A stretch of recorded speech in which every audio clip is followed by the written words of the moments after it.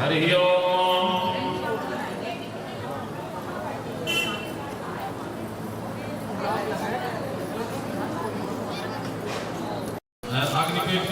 अग्निपेट का नहीं है, बगल बगल से एडजस्टमेंट कर ले, सभी लोग धूप जलाएंगे।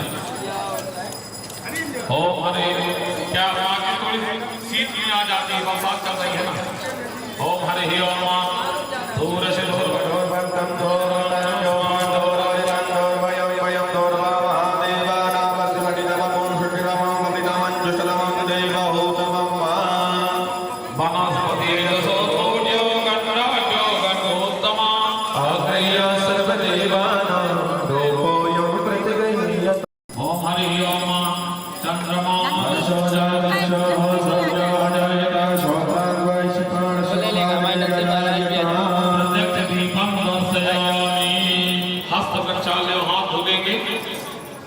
जो भी भोग प्रसाद आपके पास में मेवा फल मिष्ठान जो भी वस्तु है भगवान को समर्पण करेंगे।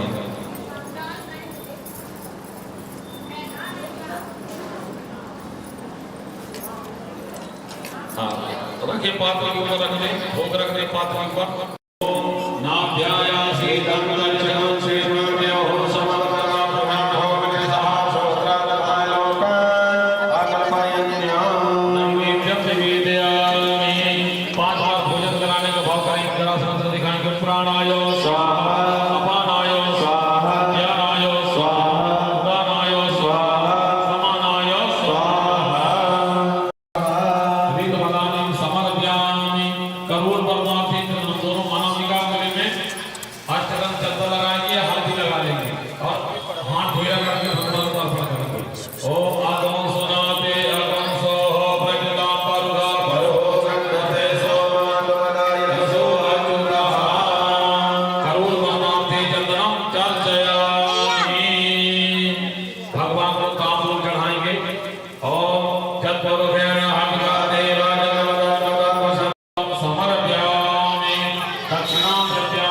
भगवान को दक्षिणा चढ़ाएंगे। ओम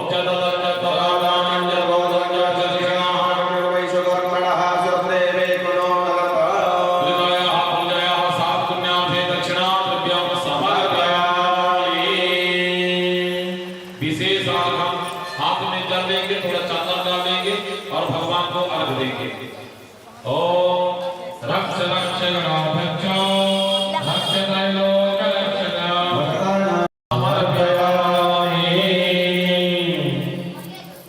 रक्षक अक्षत लेकर के प्रार्थना करेंगे।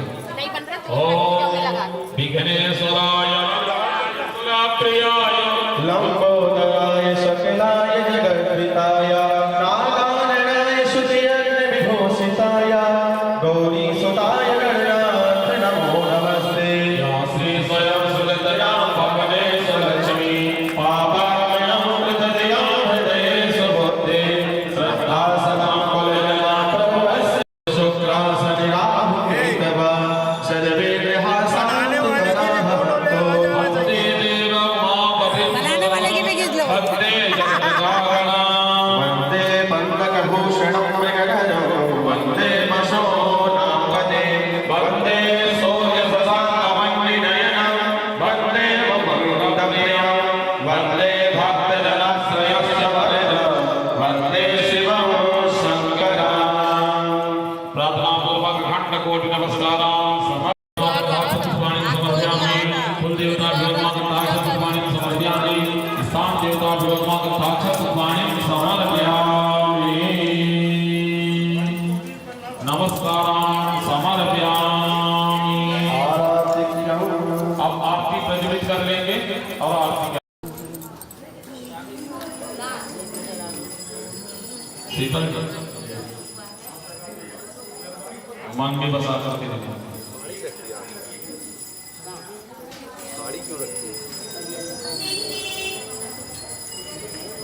ओम चंद्रमा मनसो जात चक्षुः सूर्यो अजायत श्रोत्रायुष प्राणशमुख निरजायत।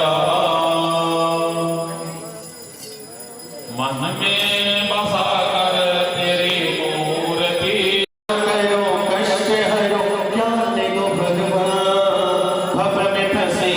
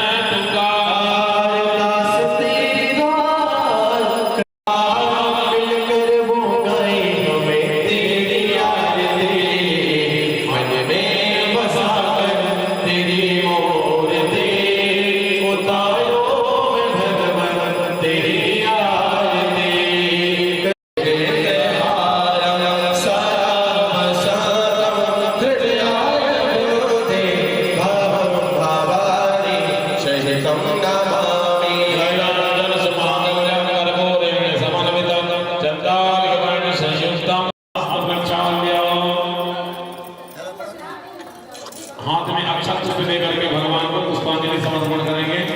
ओम जगने जगन्नाथ देवास्थान धर्माण ब्रह्मण्यसन्ना तेहनागम महिमानः सजन्त जगदुर्गे साध्यासन्त देवाः नाना सुगन्ध पुष्पाणि यथा कालो भवानि च पुष्पत्रयं प्रियंता नामो। आज शास्त्री पूजन की सामग्री सब उठा लीजिए। आप सब लोग अपनी थाली लेंगे और यहाँ आकर के पुराण जी के पास लेकर भाषण चढ़ाई ऊपर मंच में आकर पुस्तक में पुराण जी और यही ब्राह्मण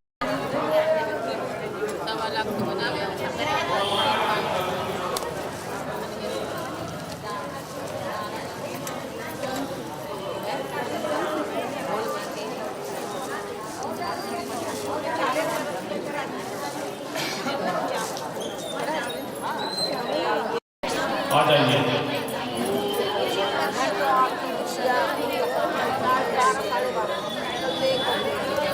और पीछे आइए।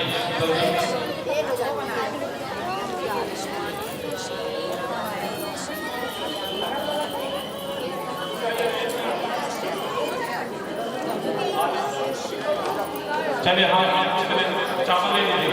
ओम हरि ओम पावनाः सरस्वती वाजिनीर्भिर्वाजिनीपति जगन्नाथ प्रियामस्तो पुष्कर सरस्वती मां श्री शिव पुराणाय नमः ध्याये ध्यान समर्पयामि। अब चढ़ा थोड़ा जल पुराणाय नमः सकलोपचारार्थे दत्ताक्षर पुष्पाणि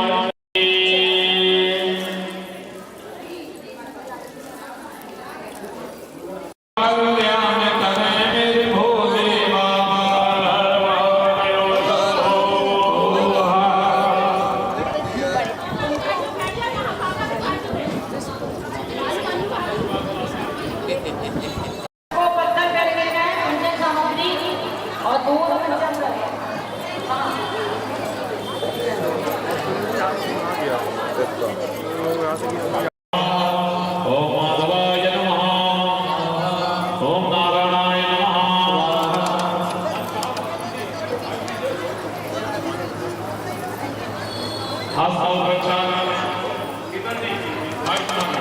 गोविंदाय नमो नमः।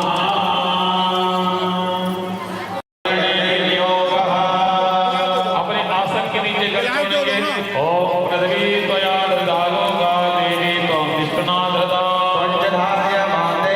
अनामिका बोलेंगे थोड़ा हल्दी लगा लेंगे। ओम पवित्रेभ्यो वैष्णव्यो सावित्रमः प्रदपमुना यजरेण पवित्रेण सूर्यग्रविः तुर्यते पवित्रपदे पवित्रागो सत्यजन्मा महापुणे तच्चटेयं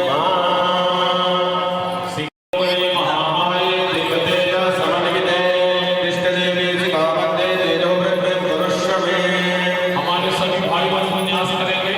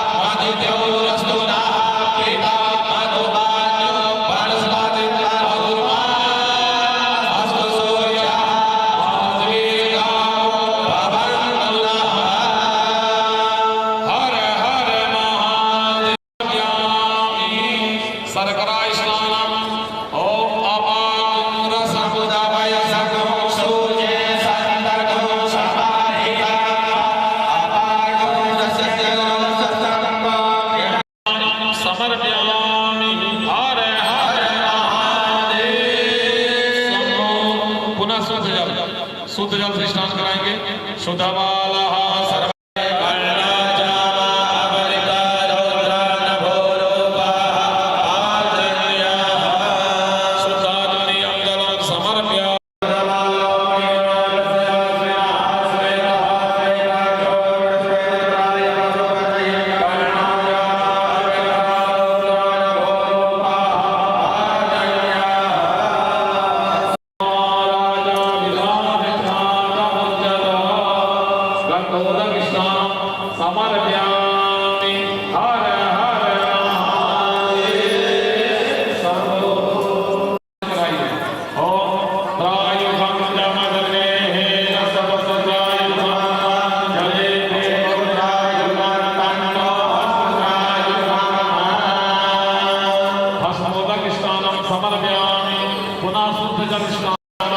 सभी के पास भाग रखी हुई है, एक जिसमें चना दाल वगैरह इससे जरूरी में भस्म है, भस्म से स्नान कराएंगे।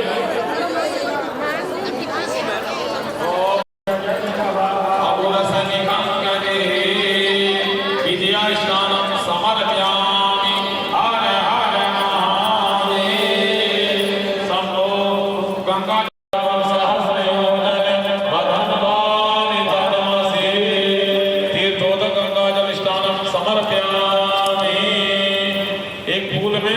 सभी प्रकार का चंदन लगा करके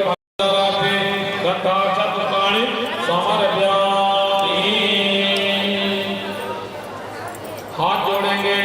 मनसै धूपम आग्रापयामि दीपम दर्शयामि नैवेद्यं निवेदयामि। नमस्कार करेंगे, नमस्कारान् समर्पयामि।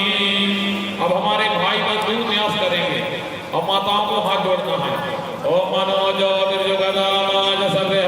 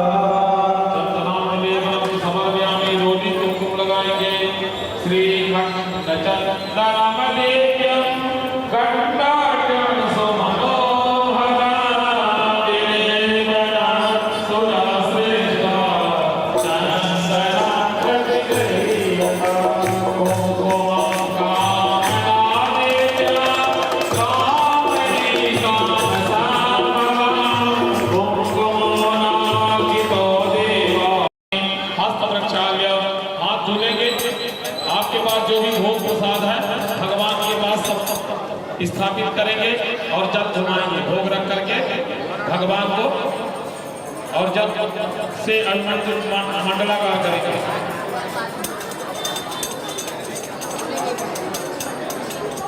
गौरीनाथ आइए, मेरे भोजन का भोग लगाइए। गौरीनाथ आइए, शंभुनाथ आइए, मेरे भोजन का भोग लगाइए। शंभुनाथ आइए, गणपति साथ लाइए, मेरे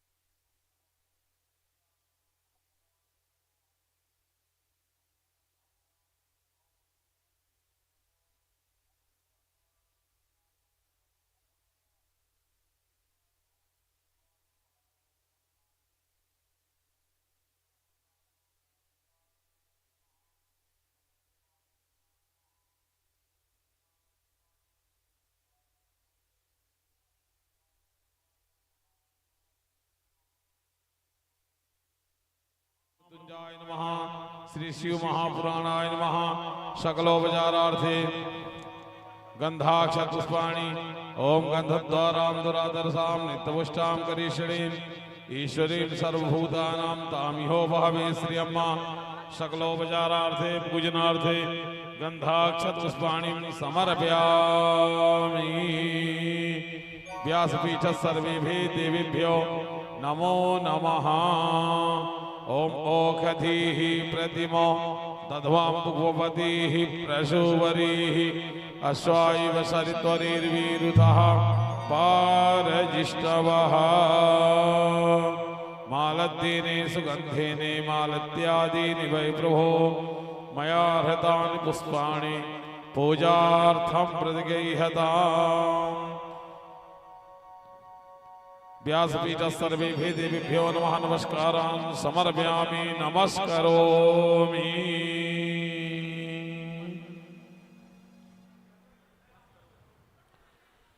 ओम अतपवित्रीकरणम् ओम अपवित्रः पवित्रो वा सर्वावस्थांगतोऽपि वा यः स्मरेत् पुण्डरीकाक्षो शिवायभ्यान्तरः शुचि पुण्डरीकाक्ष पुनादमां पुण्डरीकाक्षः आचम्य ओम केशवाय नमः केशव मां पुनातु माधवाय नमः माधव मां पुनातु नारायणाय नमः नारायण मां पुनातु हस्तप्रक्षाल्य हृषिकेशाय नमः गोविन्दाय नमो नमः। ओम उस तरफ भी दे दीजिए। ओम हरि ओम गंगायै नमः स्वाहा यमुनायै नमः स्वाहा सरस्वत्यै नमः स्वाहा हस्तौ वृक्षाल्य त्रिवेण्यै नमो नमः। ओम व्यासाय विष्णुरूपाय व्यासरूपाय विष्णवे नमो वै ब्रह्मविदये वासिष्ठाय नमो नमः। भगवते श्री व्यासाय नमः ध्यायेत् ध्यानं समर्पयामि। बालकृष्ण देव ध्यानम् ओम बंसे विभूषित करा नवनीरदाभात् पीतांबरा तरुण बिंब फलाधरोष्टात् पूर्णेन्दु सुंदर मुखाधर बिंब नेत्रात् कृष्णात् परम किमपि तत्त्वमहं न जाने। वृंदावन विहारिणे नमः बालकृष्णाय नमः नंदनंदनाय नमः। ध्यानार्थे अक्षतपुष्पाणिं समर्पयामि। पुराण पुरुषोत्तम देव ध्यानम् ओम शांताकारं शिखर शयनं नीलकंठं सुरेशं विश्वाधारं गगनसदृशं मेघवर्णं शुभांगं गौरीकान्तं त्रिदयनयनं योगविध्यानगम्यं वंदे शंभुं भवभयहरं सर्वलोकैकनाथं। भगवते श्री पुराण पुरुषोत्तमाय नमः श्री शिव महापुराणाय नमः। ओम नमः संभवाय च मयो भवाय च नमः शंकराय च मस्कराय च नमः शिवाय च शिवधराय च आनंदमानंदकर प्रसन्नं ज्ञानस्वरूपं निजभावयुक्तं योगेन्द्र वैद्यं भवरोग वैद्यं श्रीमद्गुरुं नित्यमहं नमामि। सद्गुरुदेवाय नमः। दक्षिणाद्रव्यं समर्पयामि पुष्पहारम् ओम ओखधीः प्रतिमो तद्वां भुवतीः प्रसूवरीः अश्वायव सरित्वरीर्वीरुतः पारजिष्णवः पुष्पं पुष्पहारं समर्पयामि। भगवते गुरुदेवाय नमो नमः। दक्षिणाद्रव्यं समर्पयामि नमस्कारान् समर्पयामि नमस्करोमि। आरतिक्यम्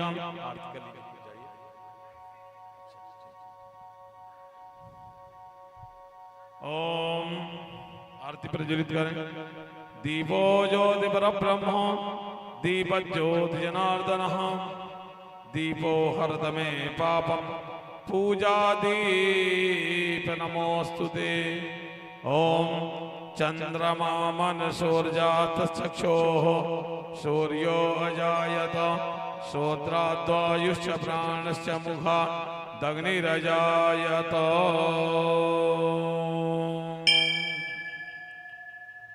ओम इदगुं हविः प्रजननं मे अस्तु दशवीरगुं सर्वगणगुं स्वस्ति आत्मसानि प्रजासानि वसुसानि लोकसन्नभसनि अग्निः प्रजां बाहुलं मे करोत्वन्नं पयोरेतु अस्मासु धत्तो।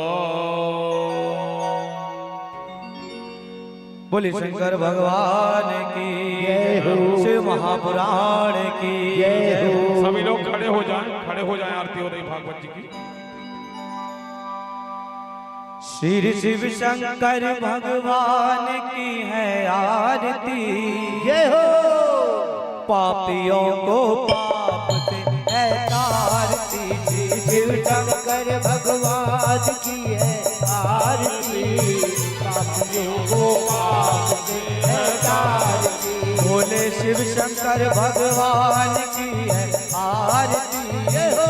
पापियों को पाप से है तारती, बोले शिव शंकर भगवान की है आरती।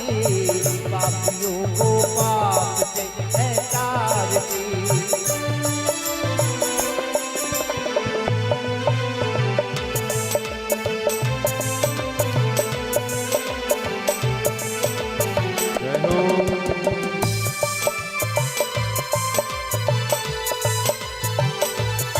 ताली बजा के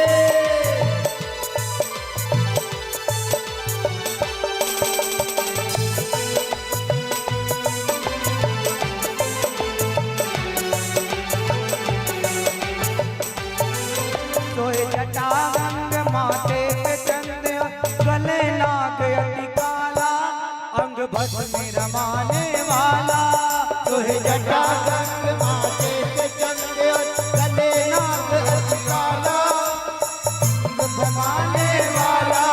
सोए जटा गंग माथे पे चंद्र और गले नाग अति काला, अंग भस्म में रमाने वाला। सोए जटा गंग माथे पे चंद्र और गले नाग अति काला, अंग भस्म में लगाने वाला। ब्रह्मांड यही ओंकार यही, ब्रह्मांड यही ओंकार यही, ब्रह्मांड यही ओंकार यही, ब्रह्मांड यही ओंकार यही। जग के मंगल की आरती जय हो। पापियों को पाप से है तारती, शंकर भगवान की है आरती। पापियों को पाप से है तारती, बोले शिव शंकर भगवान की है आरती। पापियों को पाप से है तारती, बोले शिव शंकर भगवान की है आरती। पापियों को पाप से है तारती।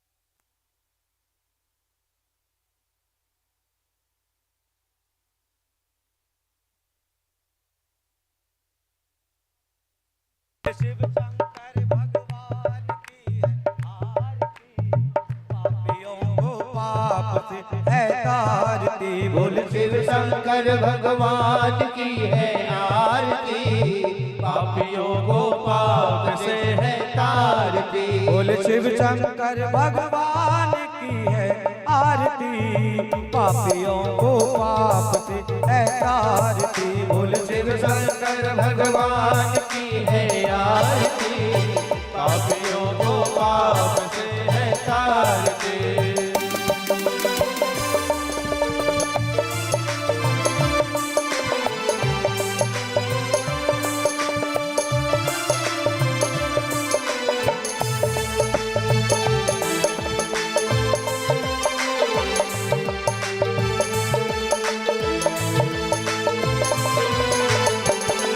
गौरी गणेश हरते कलेश, प्यारा महेश मतवाला, देवों में देव निराला।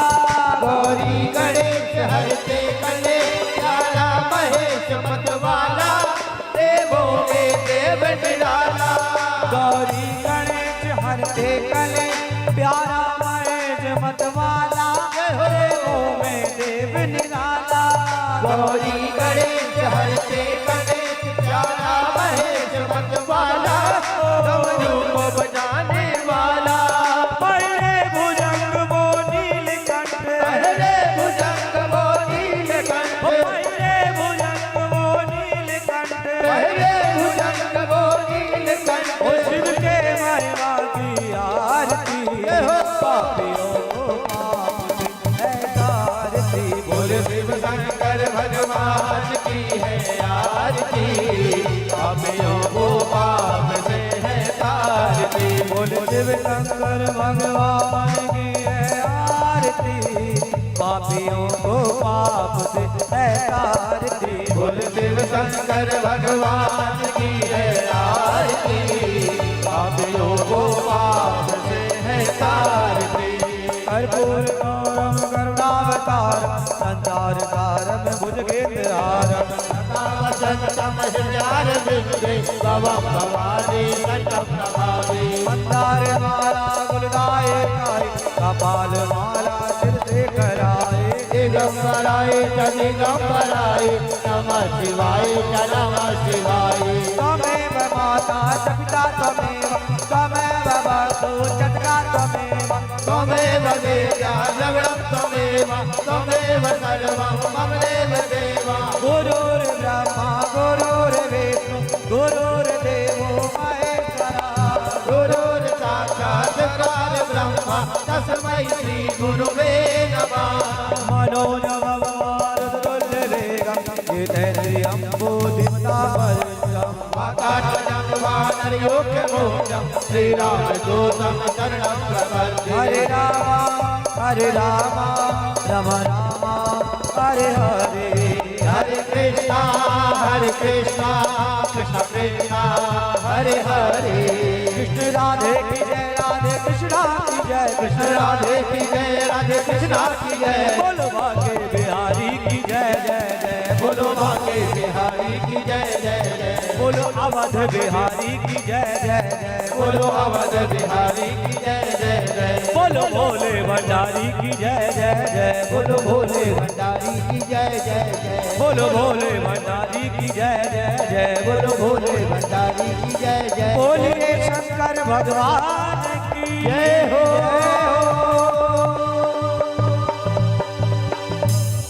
जलेन शीतलीकरणं पुष्पैः देवाभिवन्दनम् आरोग्यार्थे आत्माभिवन्दनम् हस्तप्रक्षाल्य मन्त्रपुष्पाञ्जलिः हरिः ओम् जगनेन जगमयजन्त देवास्तानि धर्माणि प्रथमान्यासन्ना तेह नाकं महिमानः सजन्त यतपूर्वे साध्याः सन्ति देवाः नानासुगन्ध्यपुष्पाणि यथा कालोद्भवानि च पुष्पाञ्जलिरमया दत्तो गृहाण परमेश्वर सुमन सुगंधित सुमनलय सुमन सुगंधि अपार पुष्पांजलि अर्पण करो सब देव करो स्वीकार सांगाय परिवाराय सहित संगाय समा प्रार्थना पूर्वक मंत्र पुष्पांजलि समर्पयामि बोले श्री शिव महापुराण की जय, वृंदावन बिहारी लाल की जय हो, मृत्युंजय महाराज की जय हो, पूज्य व्यास जी महाराज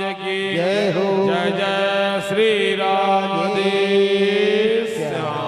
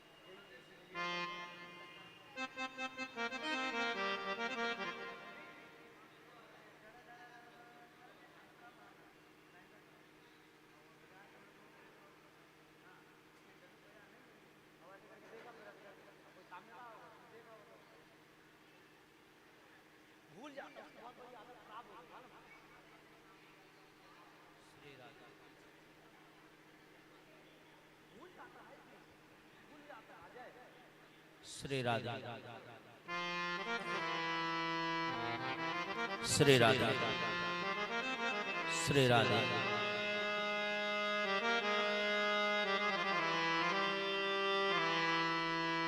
श्री राधा।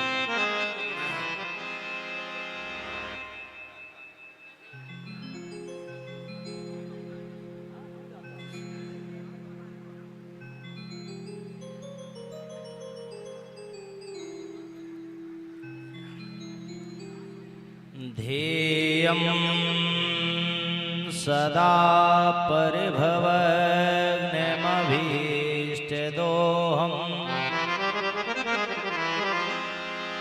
तीर्थास्पदं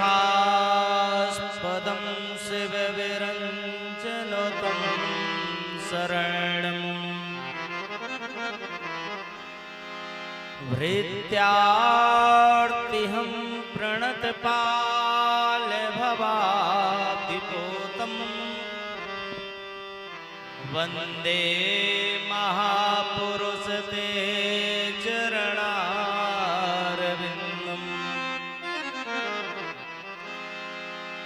भवानी शङ्करो वन्दे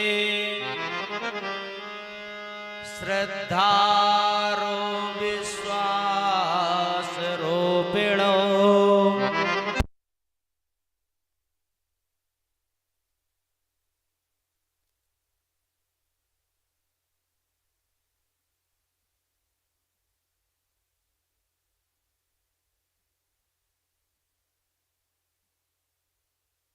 श्री राधा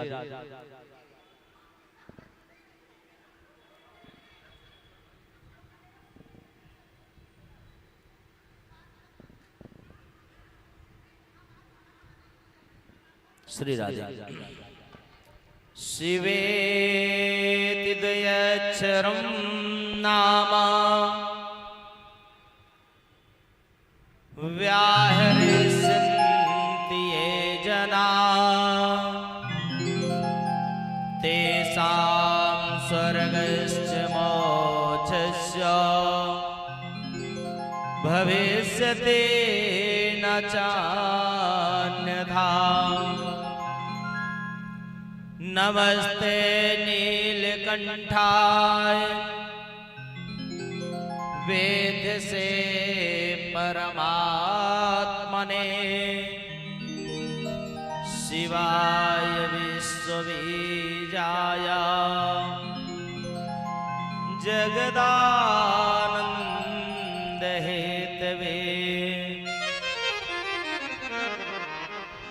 नारायणं नमस्कृत्य नरं चैव नरोत्तमं सर्वं देवीं सरस्वतीं व्यासं ततो जयमुदीरये। जय जय श्री गिरिजारमण, जय जय भूत किशोर, जय भक्तन सर्वस्व प्रभो, जय गणपति चित चोर। धन बल बुद्धि बल ज्ञान बल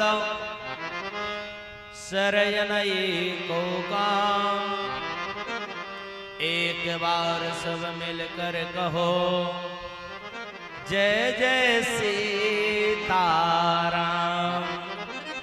जय जय सीताराम। बोले मृत्युंजय भगवान की जय हो, विष्णु महापुराण की जय हो, वीर बजरंगबली महाराज की जय हो, श्री लक्ष्मी नारायण भगवान की जय हो, श्री सिद्ध गणेश भगवान की जय हो, श्री यज्ञ नारायण भगवान की जय हो, श्री सद्गुरुदेव भगवान की जय हो। जय जय श्री राधे श्याम। परम मंगलमय परात्पर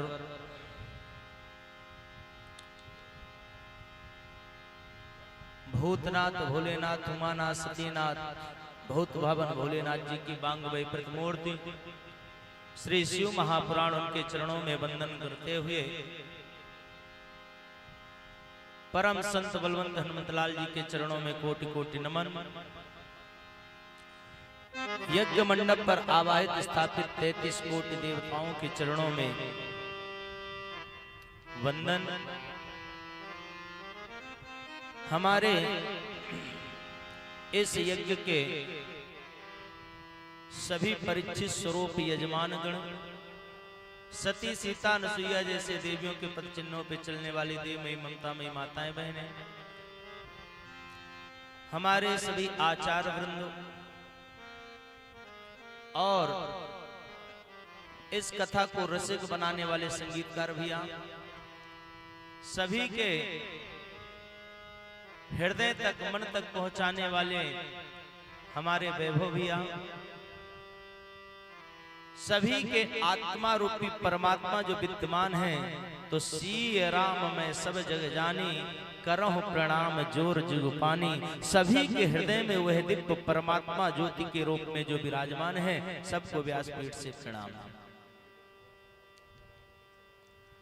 आज हम आप सब मिलकर के पंचम दिवस की संध्या वेला में प्रवेश किए। ये धीरे धीरे सनई सनई चलते हुए 5 दिन कब निकल गए पता ही नहीं चला। शाम होती है तो सुबह की चिंता की ठाकुर जी की सेवा करनी पड़ेगी, शिवार्चन की व्यवस्था जो कार्य करता है तन्मयता के साथ सभी को किसी भी प्रकार का कोई पूजन में व्यवधान न हो, पूजन में कोई कमी न हो, तो रात्र में सभी 10:30 बजे जब सबको विदा कर देते हैं, इसके बाद महिला समिति जाती है। अब प्रातः काल उठ करके सबकी व्यवस्था करते हैं।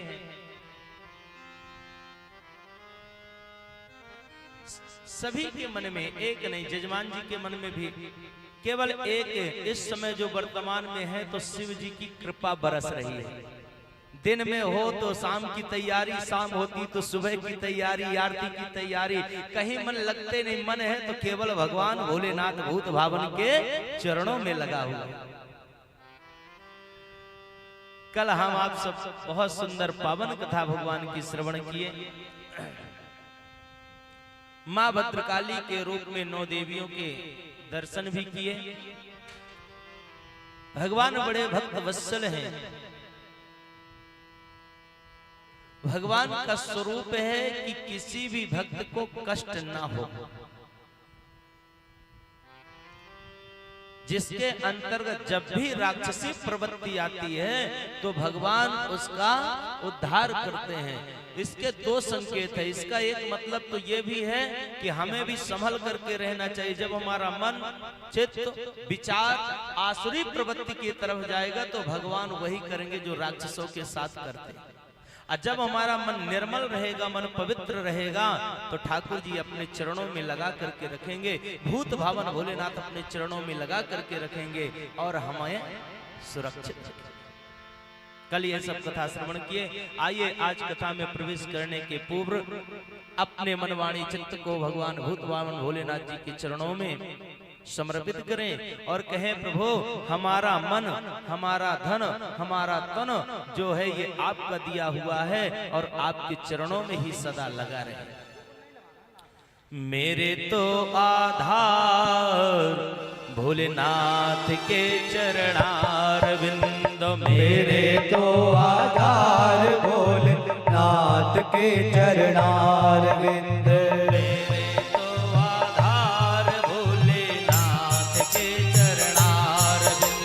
मेरे तो आधार भोलेनाथ के चरणारविंद, गौरा के चरणारविंद, भोले के चरणारविंद, गौरा के चरणारविंद, भोला के चरणारविंद, गौरा के चरणारविंद, भोले के चरणारविंद, गौरा के चरणारविंद, भोला के चरणारविंद, मेरे तो आधार भोलेनाथ के चरणारविंद, मेरे तो आधार भोलेनाथ के चरणारविंद।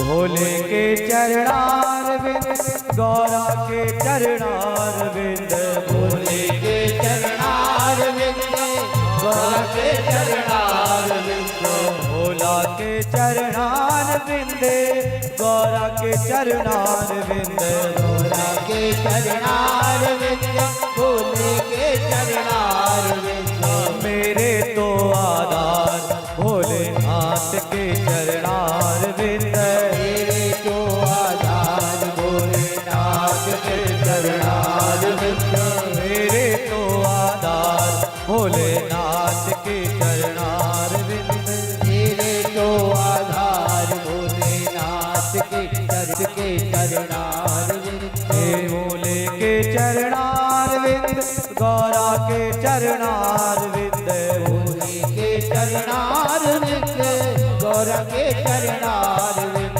भोले के चरणारविंद, गौरा के चरणारविंद, भोले के चरणारविंद, गौरा के चरणारविंद, मेरे तो आधार भोलेनाथ के चरणारविंद, मेरे तो आधार भोलेनाथ के चरणारविंद, मेरे तो आधार भोलेनाथ के चरणारविंद, मेरे तो आधार भोलेनाथ के चरणारविंद। दोनों हाथ उठाकर ताली बजाते पंचाक्षरी मंत्र का जाप करते हुए भोलेनाथ को याद करेंगे सभी और कहेंगे हमारे साथ, नमः शिवाय ओम नमः शिवाय, हर हर भोले नमः शिवाय, नमः शिवाय ओम नमः शिवाय, हर हर भोले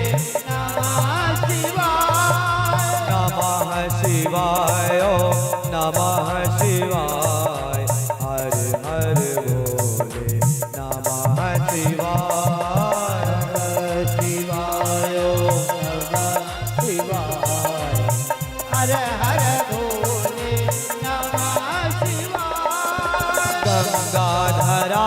शिव गंगाधरा हर हर बोले नमः शिवाय गंगाधराय शिव गंगाधराय हर हर बोले नमः शिवाय गंगाधराय शिव गंगाधरा हर हर बोले नमः शिवाय गंगाधराय शिव गंगाधराय हर हर बोले नमः शिवाय नमः शिवाय नमः शिवाय हर हर बोले नमः शिवाय शिवाय नमः शिवाय तालियों की सेवा करते हुए नमः शिवाय नमः शिवाय नमः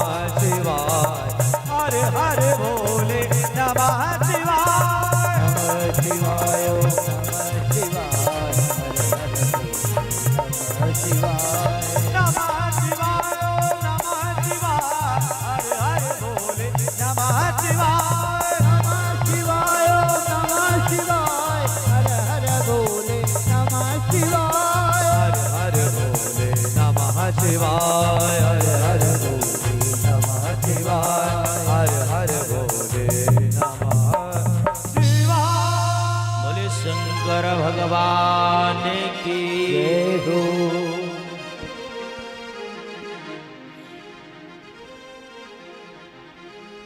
कल की पावन कथा में हम आप लोगों ने श्रवण किया भगवान भोलेनाथ जी के ही पसीने के बूंद से अंधक का जन्म हुआ, आसुरी प्रवृत्त हुई। मां पार्वती जी ने पुत्र के रूप में स्वीकार किया। हिरणाक्ष ने जिस समय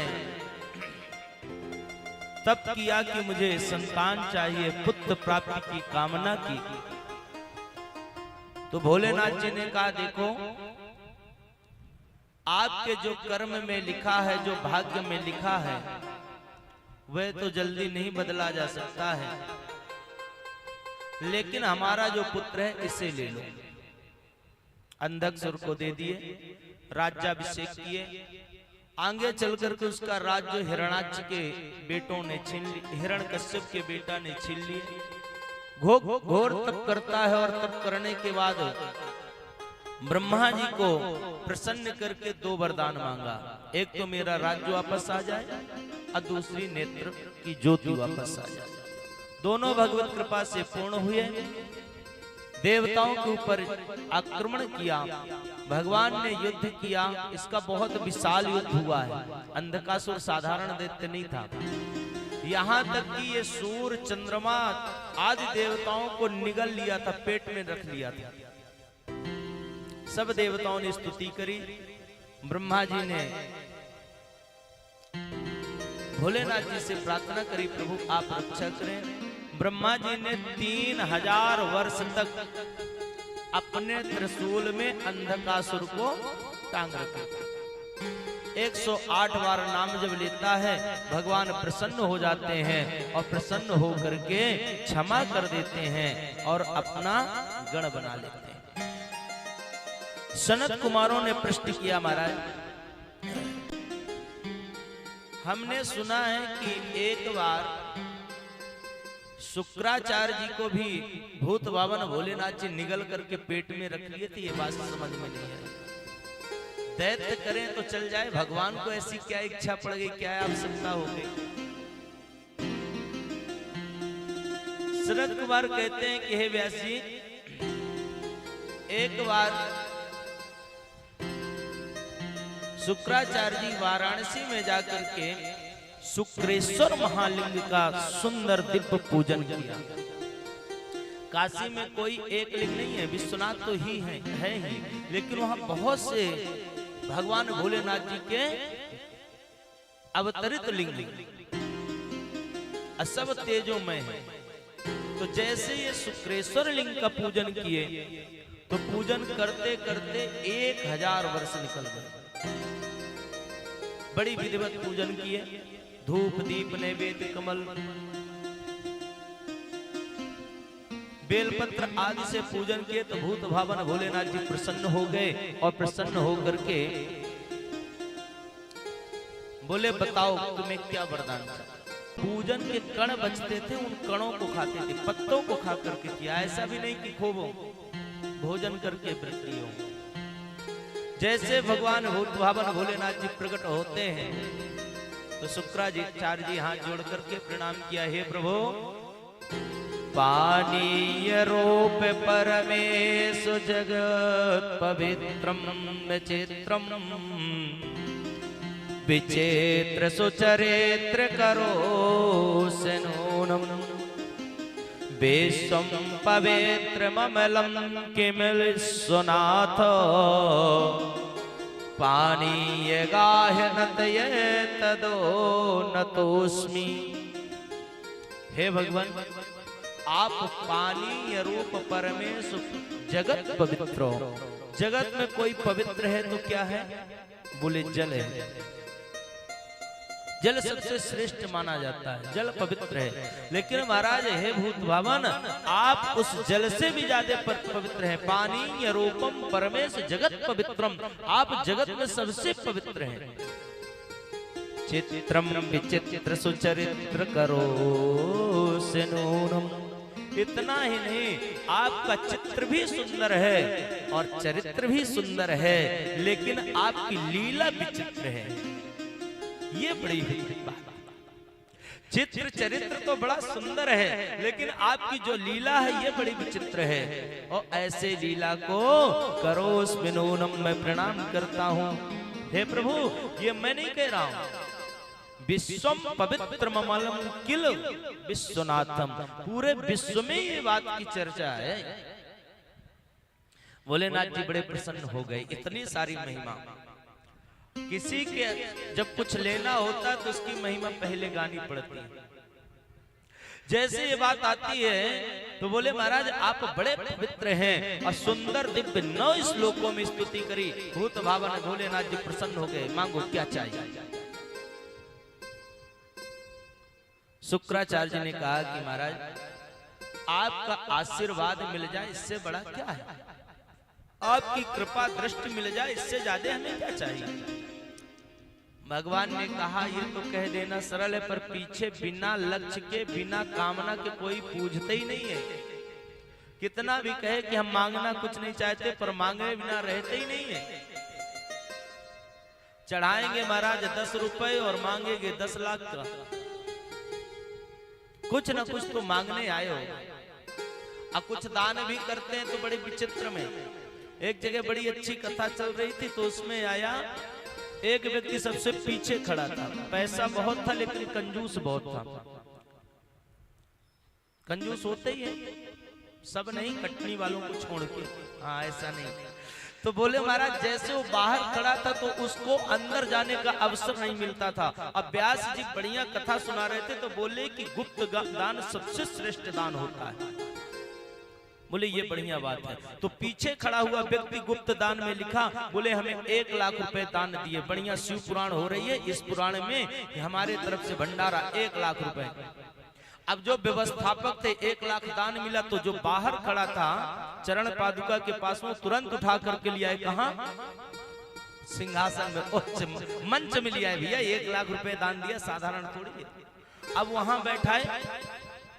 अब जैसे बैठा है तो बोले कि भैया यहाँ पर जो एक व्यक्ति है वो गुप्त दान दिए 1 लाख रुपए के। अब गुप्त दान को बताना है तो वो व्यवस्थापक से बोलता है कि एक काम करो, उनसे ये बताओ कि जो गुप्त दान दिए वो इसी पंडाल पर बैठे। फिर माइक लिए बड़े सम्माननीय प्रतिष्ठित व्यक्ति ने 1 लाख दान दिए। जो दान दिए वो इसी पंडाल में रहे। फिर दूसरी बार बोले नहीं नहीं, अब एक बार ये कहो कि इसी पंडाल पे है पर मंच में बैठे हैं। अब 1 लाख दिए, जैसे जैसे कहेंगे फिर से बोले हे महानुभावों, बड़े अच्छे व्यक्ति हैं, सरल स्वभाव के हैं, 1 लाख दिए हैं, हमारे यहीं पर बैठे हैं और हमारे मंच पर बैठे हैं।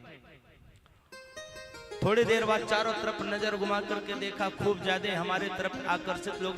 फिर व्यवस्थापक से बोले एक काम करो, उनसे ये बोलो यही पंडाल पर है, मंच में है और यहाँ की जो सोफा लगा है तो आगे के 3रे नंबर के सोफा पे बैठे। फिर वो महानुभाव ने कहा कि भैया जो 1 लाख दान दिए वो इसी पंडाल पर है, मंच में है, मंच के जो तीसरे नंबर का सोफा उसमें विराजमान। थोड़ी देर बाद फिर कहते अब ये बताओ, तुमसे ये कहो कि वो यही पंडाल में है, मंच में है, सोफा में है, सोफा में तीसरे नंबर में बैठे हैं। 4 लोग हैं तो जो तीसरे नंबर के हैं वो बैठे हैं। ऐसा दान अब बढ़िया बताया गया सब लोगों को, बढ़िया भैया ये तो बड़े कंजूस, पर दान कैसे दिए। अब संस्था भी गदगद, सुनने वाले भी बड़े प्रसन्न, किसी तरह दान किया। अब जब दान देने के बाद में जब चेक लेकर के व्यवस्थापक गए और जब बैंक में गए तो चेक लगे ही नहीं। क्यों? क्योंकि उसमें साइन नहीं थे।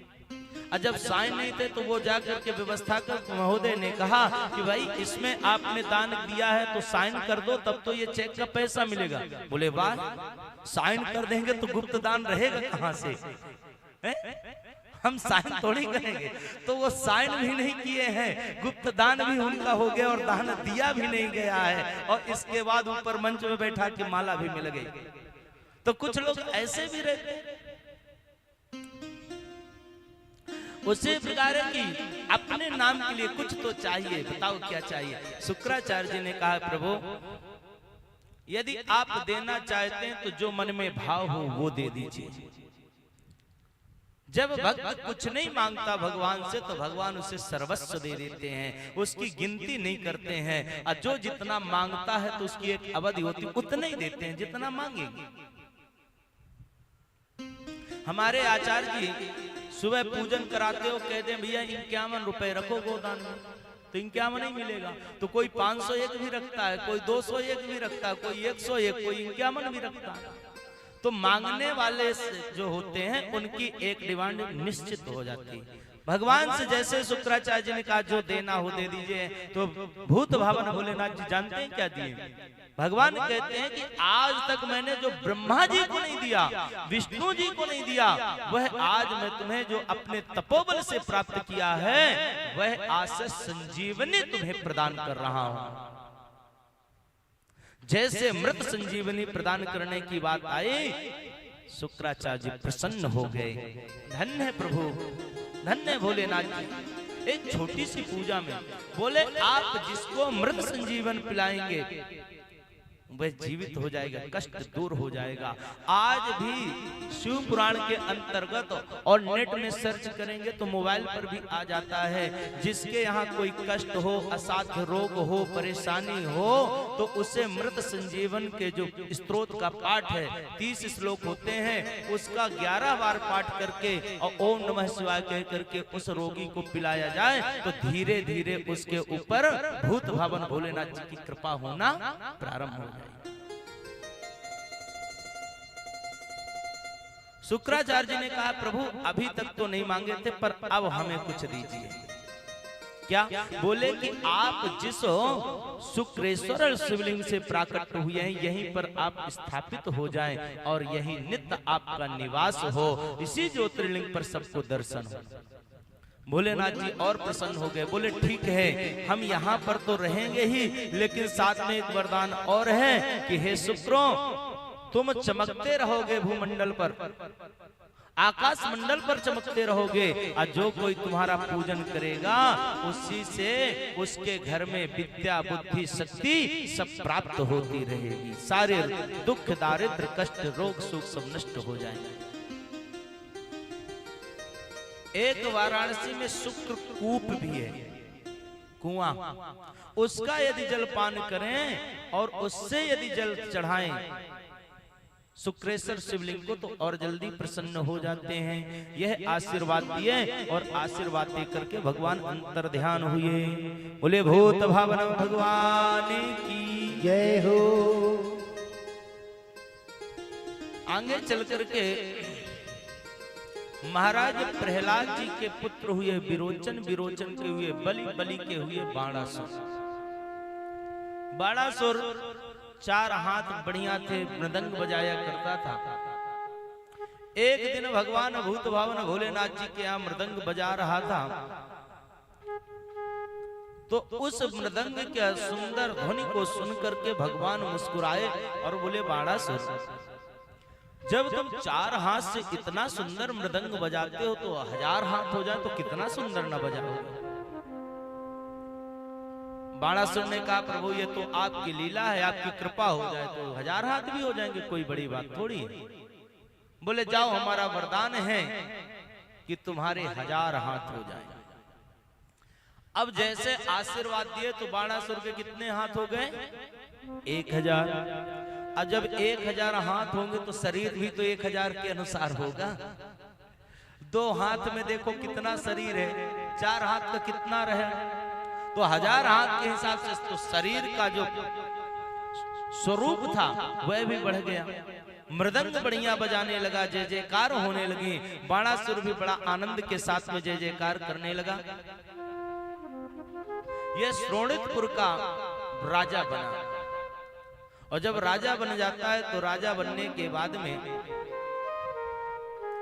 एक दिन उसके हाथ में खुजली होना प्रारंभ हुआ।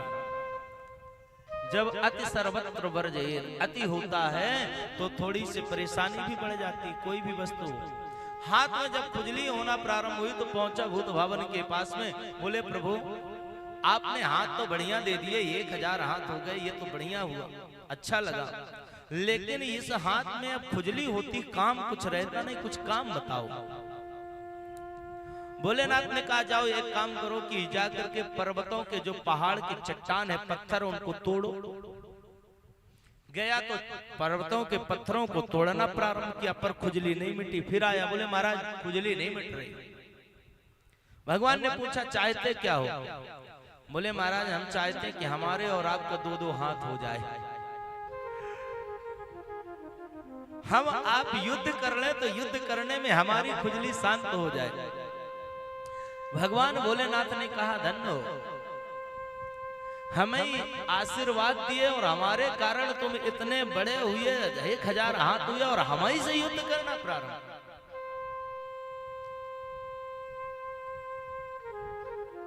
बाणासुर ने कहा तो प्रभु दूसरा कोई रास्ता बताओ। बोले चिंता मत करो, दूसरा रास्ता रहेगा।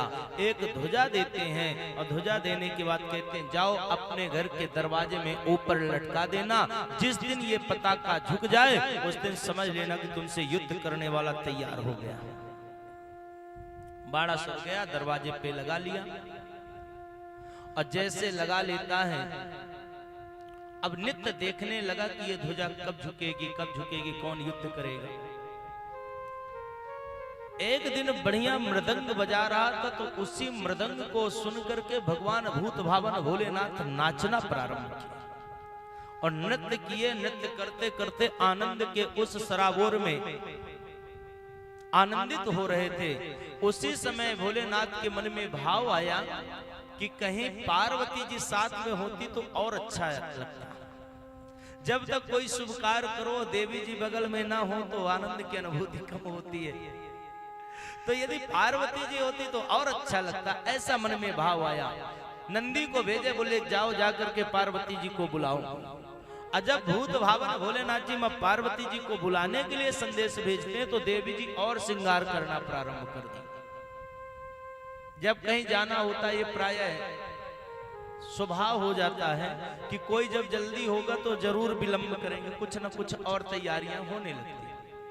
अब मां पार्वती जी को बुलाया जा रहा है कि आप आइए, नहीं आती हैं।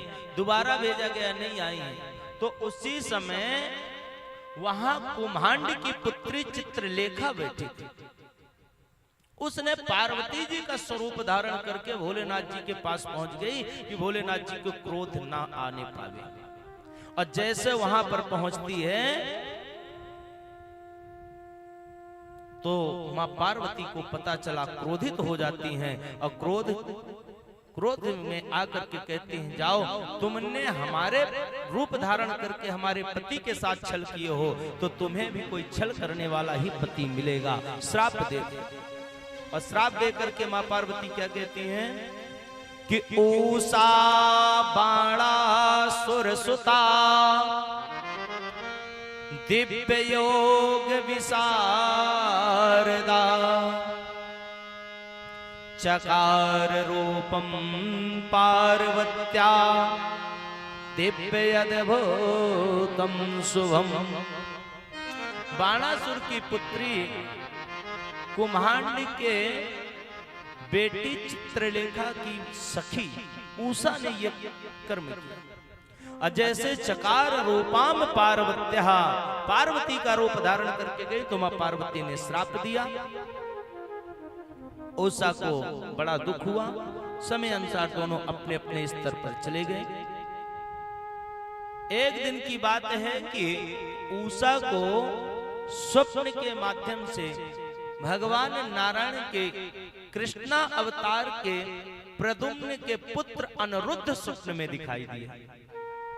और जैसे अनिरुद्ध स्वप्न में दिखाई देते हैं तो मन जो उषा का है अनिरुद्ध में चला गया। इतनी श्याम सलोनी सूरत यदि हमें मिले तो क्या बात। उसका चित्त जो है अनिरुद्ध ने खींच लिया।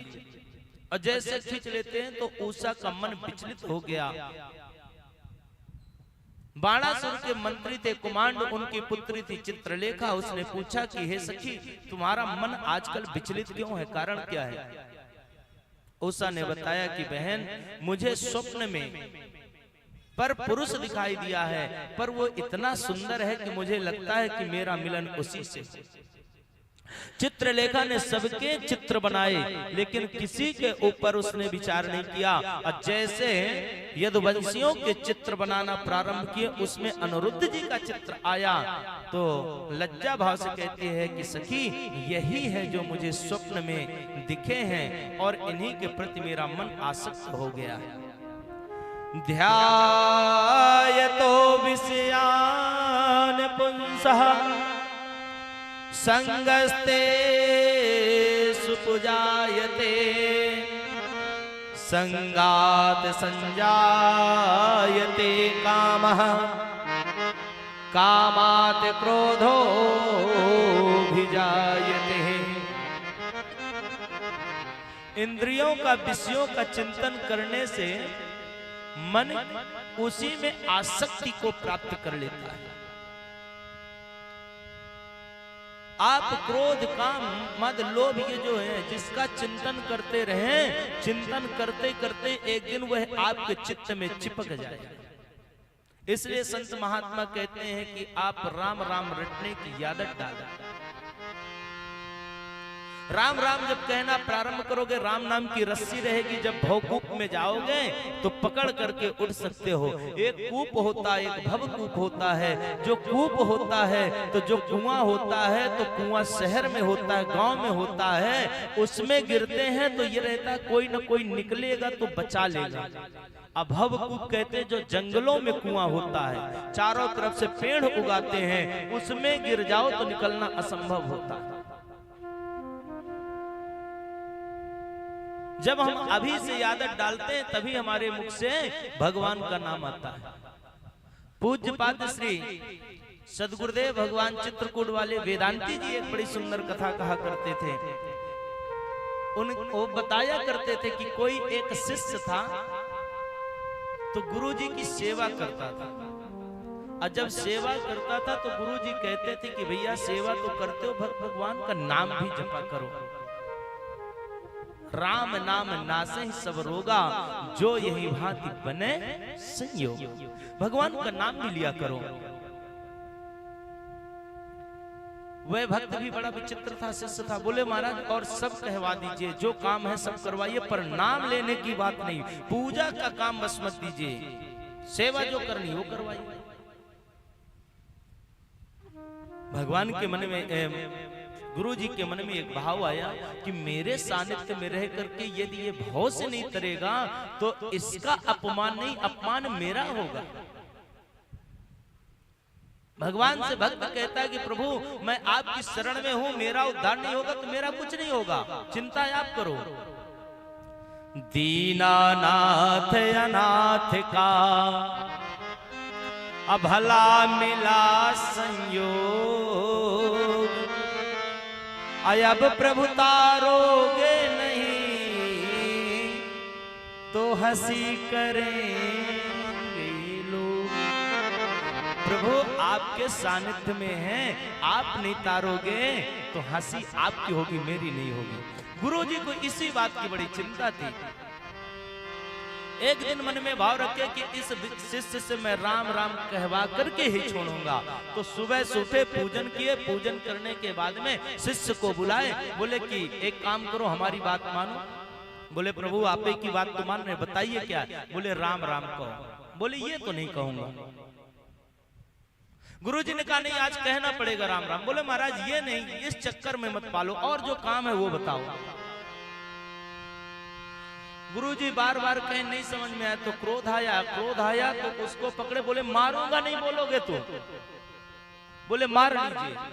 और गुरुजी ने पकड़ करके उस शिष्य को जमीन पर पटक दिए और वक्ष स्थल पर बैठ गए और बैठ करके कहते राम राम बोलो। बोले नहीं बोलूंगा। तो गुरुजी ने कहा क्या ना बोलोगे। बोलता वही नहीं बोलूंगा जो आप कहते हो। गुरुजी को लगा कि शायद कह दे कि राम राम ना बोलूंगा तो इसका उद्धार हो जाए, क्योंकि गोस्वामी तुलसीदास जी ने कहा है कि भाव कुभाव अनख आल से हो, भाव कुभाव अलख आलस हो, भाव कुभाव अनख आल से हो, भाव कुभाव अलख आलस हो। नाम जपत मंगल दिस दस हो, नाम जपत मंगल दिस दस हो, नाम जपत मंगल दिस दस हो। गुरुजी को लगा कि शायद भाव से न कहे, कुभाव से कह दे, अभाव से कह दे, कुछ तो बोले। पर वह शिष्य भी इतना विचित्र था कि वह कहता मैं वही नहीं कहूंगा जो आप कहते। गुरुजी की वो वाणी आज भी हमारे हृदय में बैठी हुई। संतों की वाणी कब कहां किस रास्ते से मोड़ दे, बड़ी चिंता होती है। अंतिम में उस शिष्य को गुरुजी ने अपने तपोबल का संकल्प करके दान करते हैं कि मेरा जो बल है, मेरा तप है, इसको फल इस शिष्य को मिले, इसका उद्धार हो जाए। मेरा हो या न हो लेकिन मेरे शिष्य का उद्धार हो जाए। ये गुरु के भाव थे और उसका कल्याण करते हैं।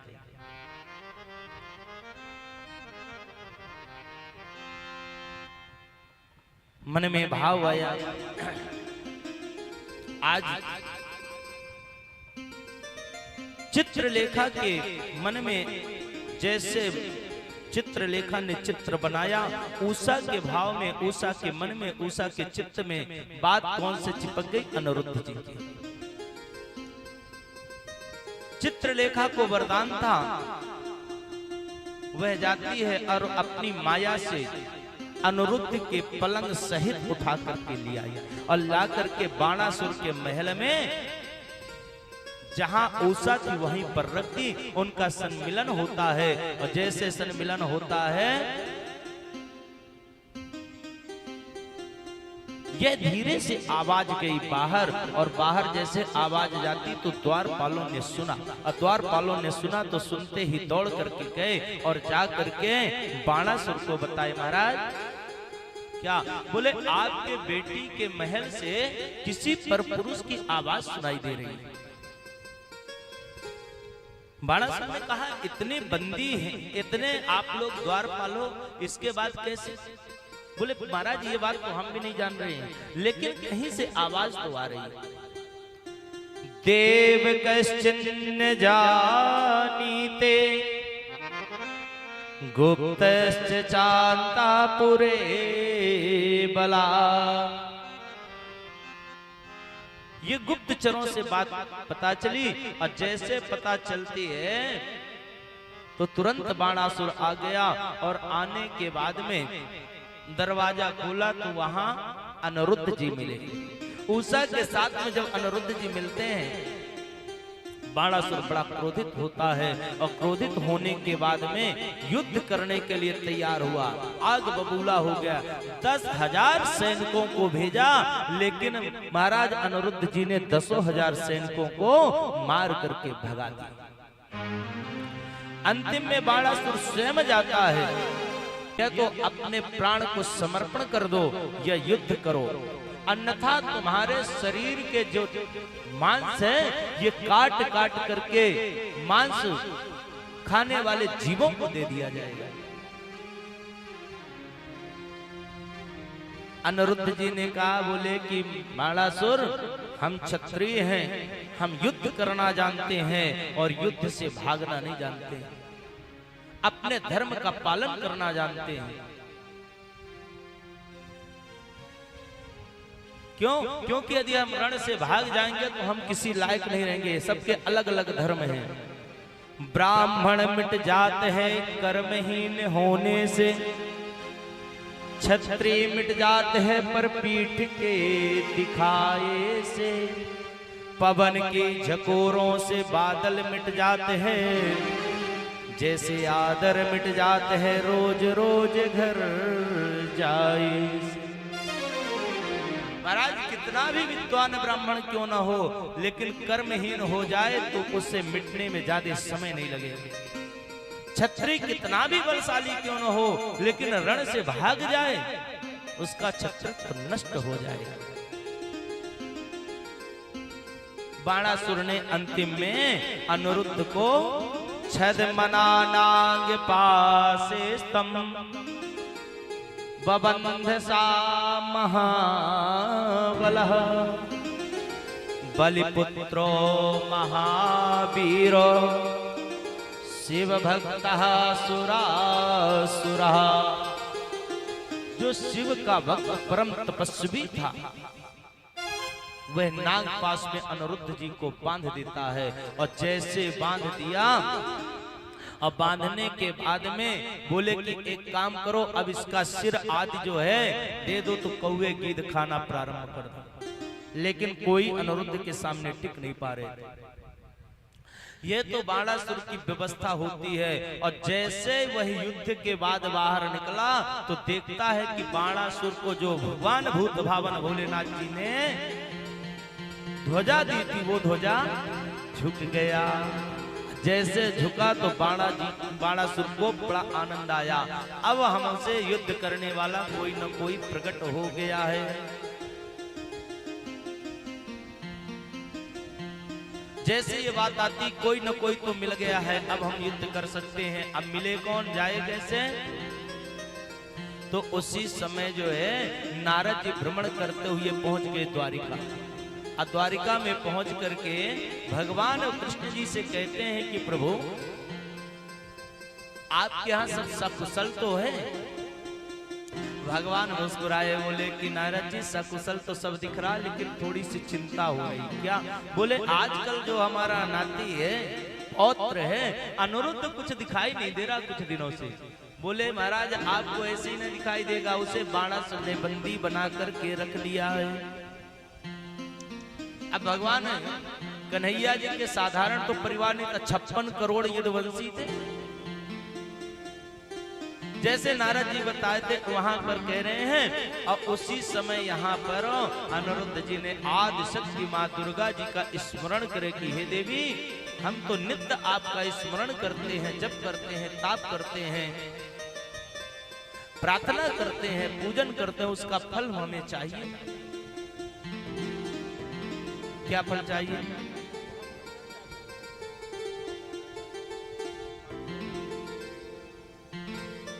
जैसे ये बात आती है तो बोले ठीक है, तो मां आदिशक्ति से प्रार्थना किए, हे देवी शिव भक्ते महादेवी श्रेष्ठ स्थित कारणी तुम बिना रक्षको नान्यास तस्माद् शिवो हिमा।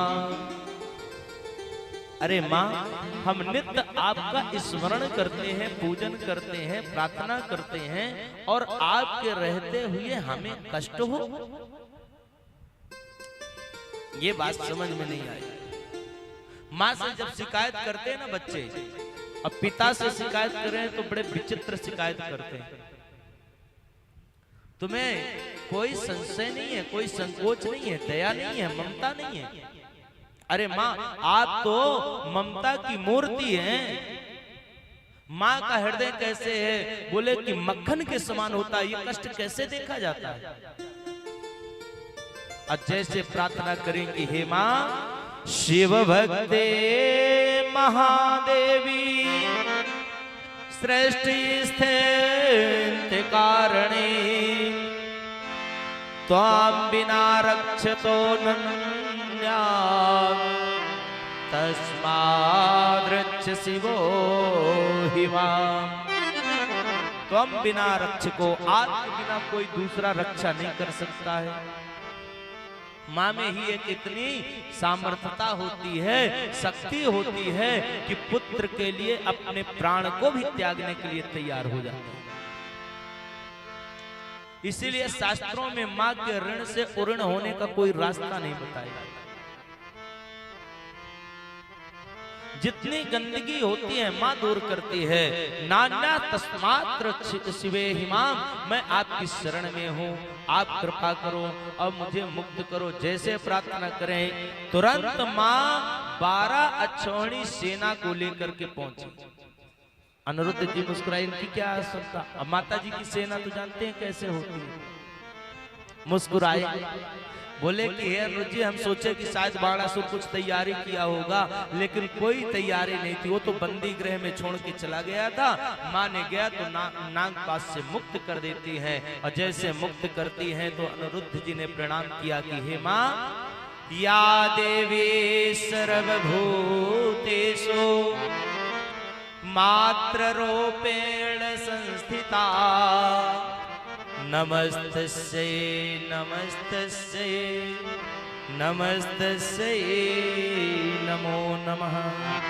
हे माँ, आप माँ का स्वरूप हैं, आपने ममता की मूर्ति, आपने मेरा कष्ट दूर किया और छोड़। माँ अंतर ध्यान। यहाँ कृष्ण जी को जैसे बताए थे नारद जी, तो कृष्ण जी ने कहा कि भैया बाणासुर साधारण नहीं है। तो तुरंत भूत भावन भोलेनाथ जी को बुलाए, प्रभु आप दिया हुआ वरदान और आप की रक्षा करो, आप हमारी तरफ से युद्ध करो। भगवान ने कहा बड़ी विचित्र बात आ गई, हमारे इष्ट राम जी और राम के इष्ट शिव जी, आज कृष्ण और शिव के बीच में युद्ध की परिस्थिति बन गई। लेकिन भक्त की रक्षा के लिए, धर्म की रक्षा करने के लिए शिव जी जाते हैं और बाणासुर की तरफ से युद्ध करना प्रारंभ किया। दोनों तरफ से युद्ध होना प्रारंभ हो गया। महाराज अपने अपने बाण, अपने अपने तरकस, अपने अपने शस्त्रों को छोड़ना प्रारंभ कर दिए। जैसे भगवान ने युद्ध करने के लिए ब्रह्मास्त्र छोड़ते हैं, तो भगवान ने भी वायव्यास्त्र छोड़ देते हैं। शिव जी अपने तरफ से जो है त्रिशूल छोड़ते हैं, तो भगवान चक्र छोड़ते हैं। भयानक युद्ध होता है। और महाराज भगवान विष्णु जी के श्री कृष्ण जी के तरफ से भोलेनाथ जी ने क्या छोड़ा? ज्वर अस्त्र। जैसे ज्वरस्त्र छोड़ते तभी से बुखार जो है ना, ज्वर चढ़ना चालू हो गई, सब कांपने लगे। और जब कांपने लगे तो ये देख करके शिव जी स्तुति करने लगे कि हे प्रभु, अब तो बात गड़बड़ हो जाएगी, आपके नारायण अस्त्र के सामने कोई काम नहीं आते हैं। आप एक काम करिए कि आप हमारे ऊपर स्वयं उपाय भी बता रहे हैं। भगवान ने प्रणाम किया कि प्रभु भूत भावन, आप धर्म और अधर्म के बीच में कहां पड़ रहे हैं, आप छोड़ करके जाइए, हमें निपटने दीजिए। भोलेनाथ ने कहा कि हमने वरदान दिया है कि इसकी रक्षा करेंगे।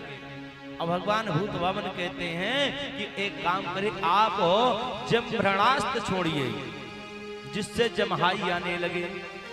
भगवान ने जैसे जमभ्रणास्त्र छोड़ते हैं, भगवान के गणों को जमहाई आने लगी। अवसर मिला, कृष्ण जी के जितने गण हैं सब अपने अपने शस्त्र को चलाए। शिव जी ने हाथ जोड़ करके कृष्ण जी से कहा कि प्रभु एक काम करिए, आपने मोहित कर दिया, बहुत अच्छी बात है, लेकिन बाणासुर का वध न करिए। क्यों? क्यों? ये हमारा भक्त है। भगवान मुस्कुरा करके कहते हैं कि भोलेनाथ जी, आपसे पहले तो मैं वरदान दे के बैठा हूं। मैंने प्रहलाद को वरदान दिया था कि हे प्रहलाद, तेरे वंश में साधारण थोड़ी है, 996 हाथों को भगवान ने अपने चक्र से एक एक करके काट दिए।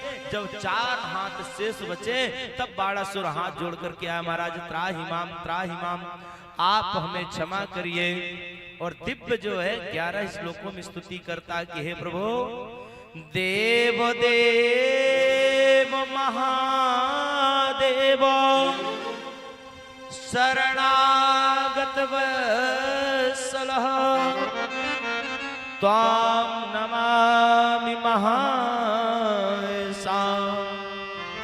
दीनबन्धो दयानिधे।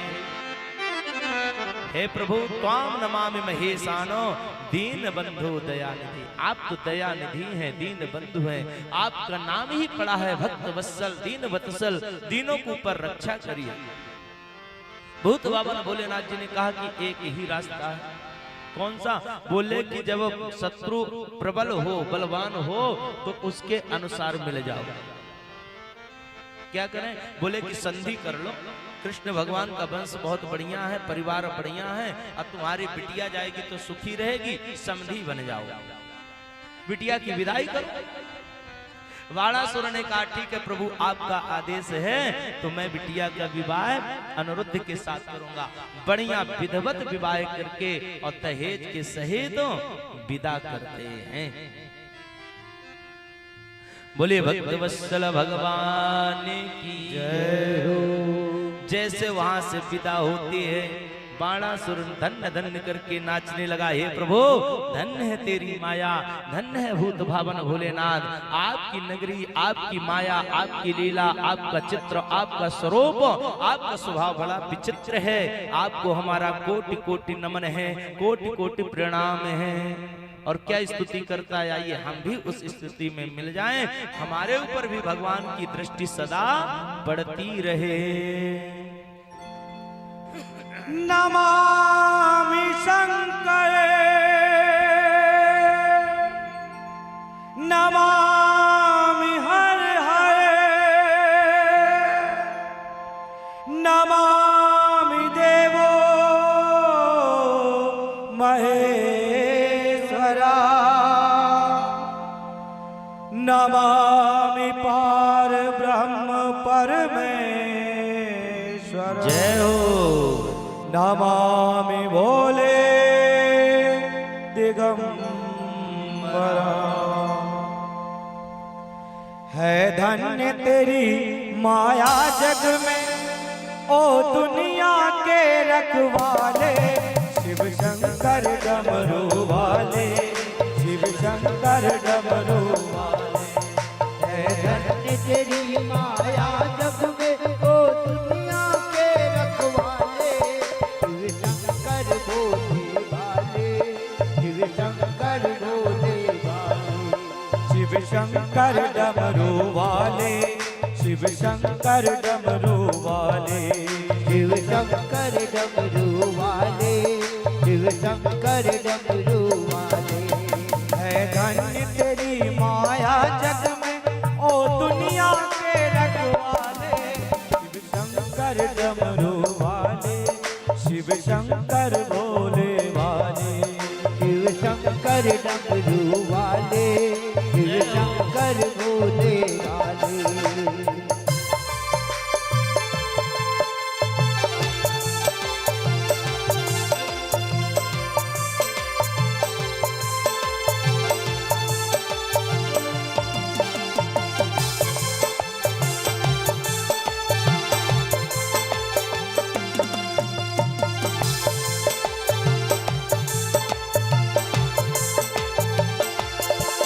है कोई नहीं इस दुनिया में तेरे जैसा वरदानी। सुन लो हरिओ हरिओ हरिओ। सुमिरन करते नाम तेरा सब संत ऋषि और ज्ञानी, सब संत ऋषि और ज्ञानी। ना जाने किस पर खुश होकर तू क्या से क्या दे डाले। शिव शंकर डमरू वाले, शिव शंकर भोले वाले, शिव शंकर डमरू वाले, शिव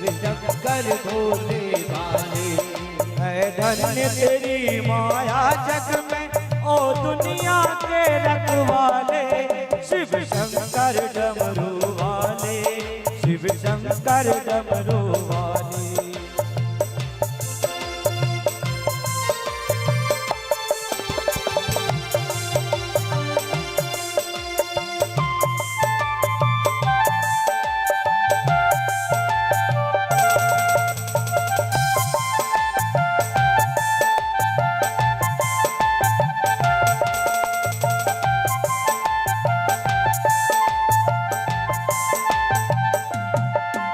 जो ध्यान तेरा धर ले मन में वो जग से मुक्ति पाए।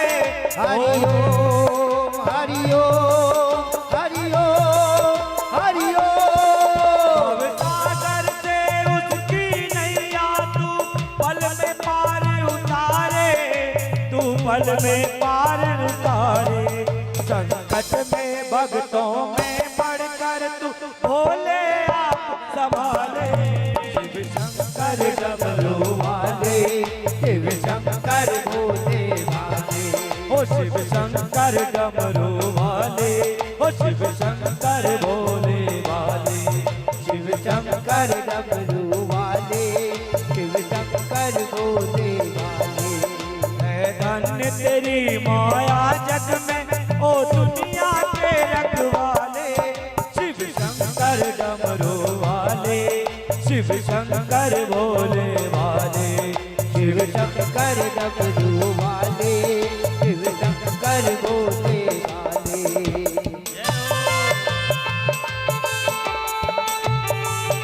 श्री राधे हर हर महादेव।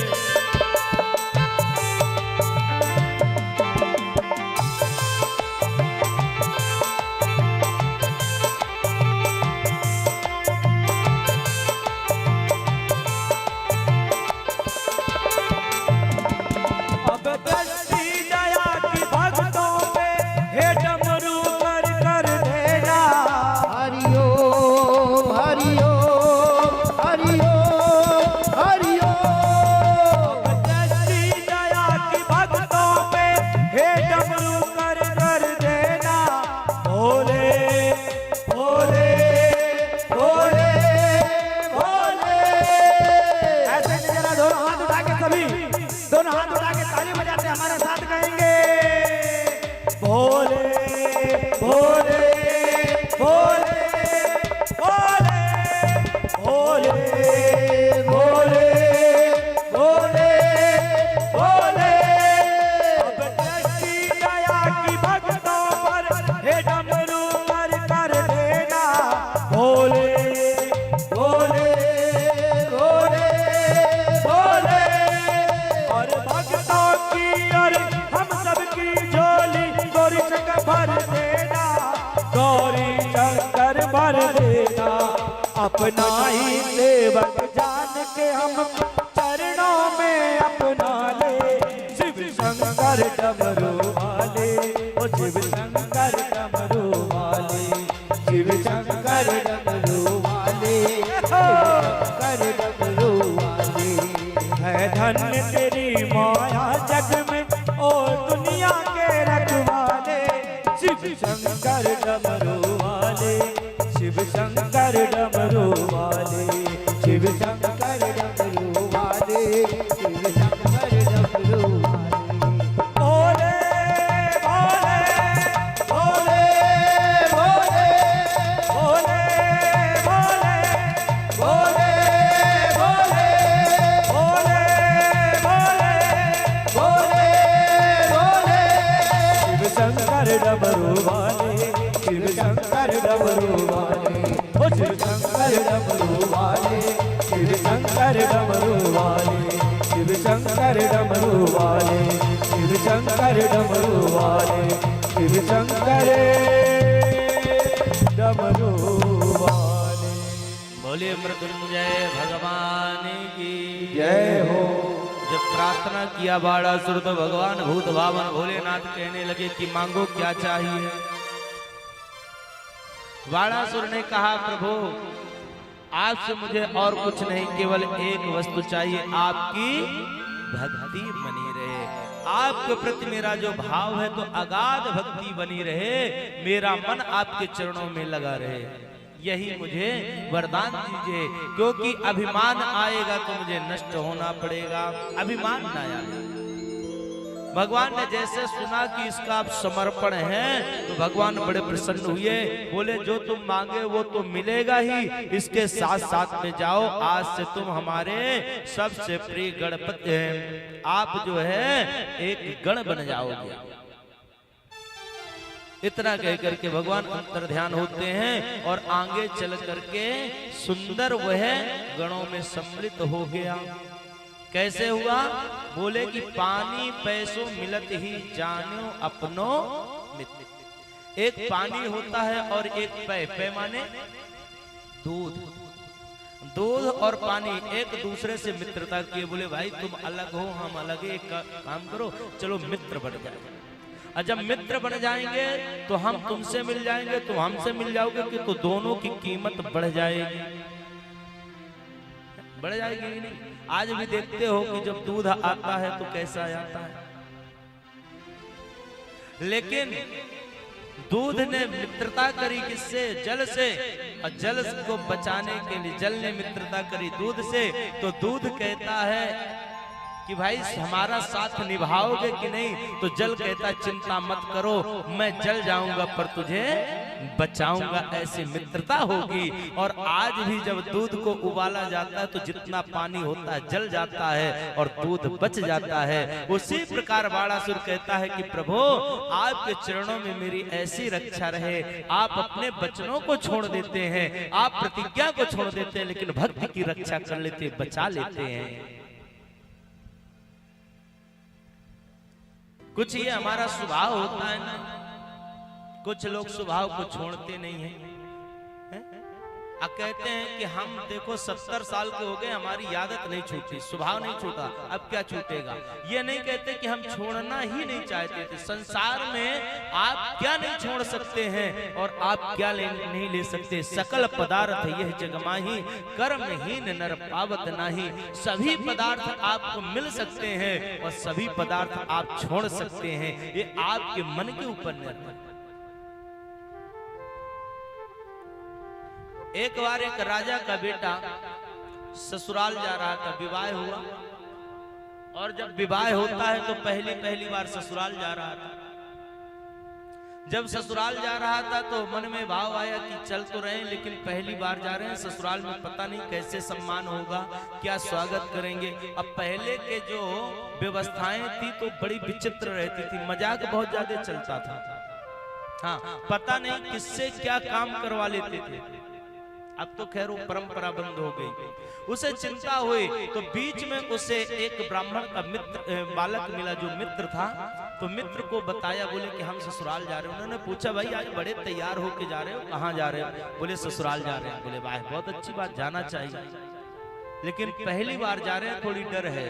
तो ब्राह्मण के बालक थे जो मित्र था, उसने कहा जब पहली बार जा रहे हो, डर भी रहे हो, तो किसी को साथ में लेके जाना चाहिए। कोई मजाक करेंगे, कुछ करेंगे तो उत्तर तो दे सकते हो।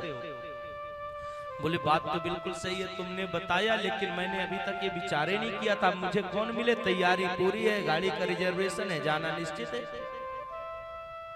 अब एक काम करो कि तुम ही हमारे मित्र हो और तुम हमारे साथ चलो। वह ब्राह्मण ने कहा कि हम अभी रास्ते से घर जा रहे थे, ना कपड़े चेंज किए हैं, ना तो सिर धुले, ना अपनी व्यवस्था किए हैं, कोई तैयारी नहीं, ना पैसे, कैसे चल दें? बोले चिंता मत करो, हमारे कपड़े जाते, हमारे कपड़े पहन लेंगे। राजा का बेटा ने अपने कपड़े दिए और उस ब्राह्मण के बेटे को पहनाया। पहुंच गए और जब ससुराल गए तो ससुराल में 3-4 भाई लोग थे ससुराल के। तो उनके यहाँ जैसे पहुंचे तो बढ़िया स्वागत हुआ। पहली बार जमाई राजा आइए, बड़ा स्वागत आनंद के साथ में।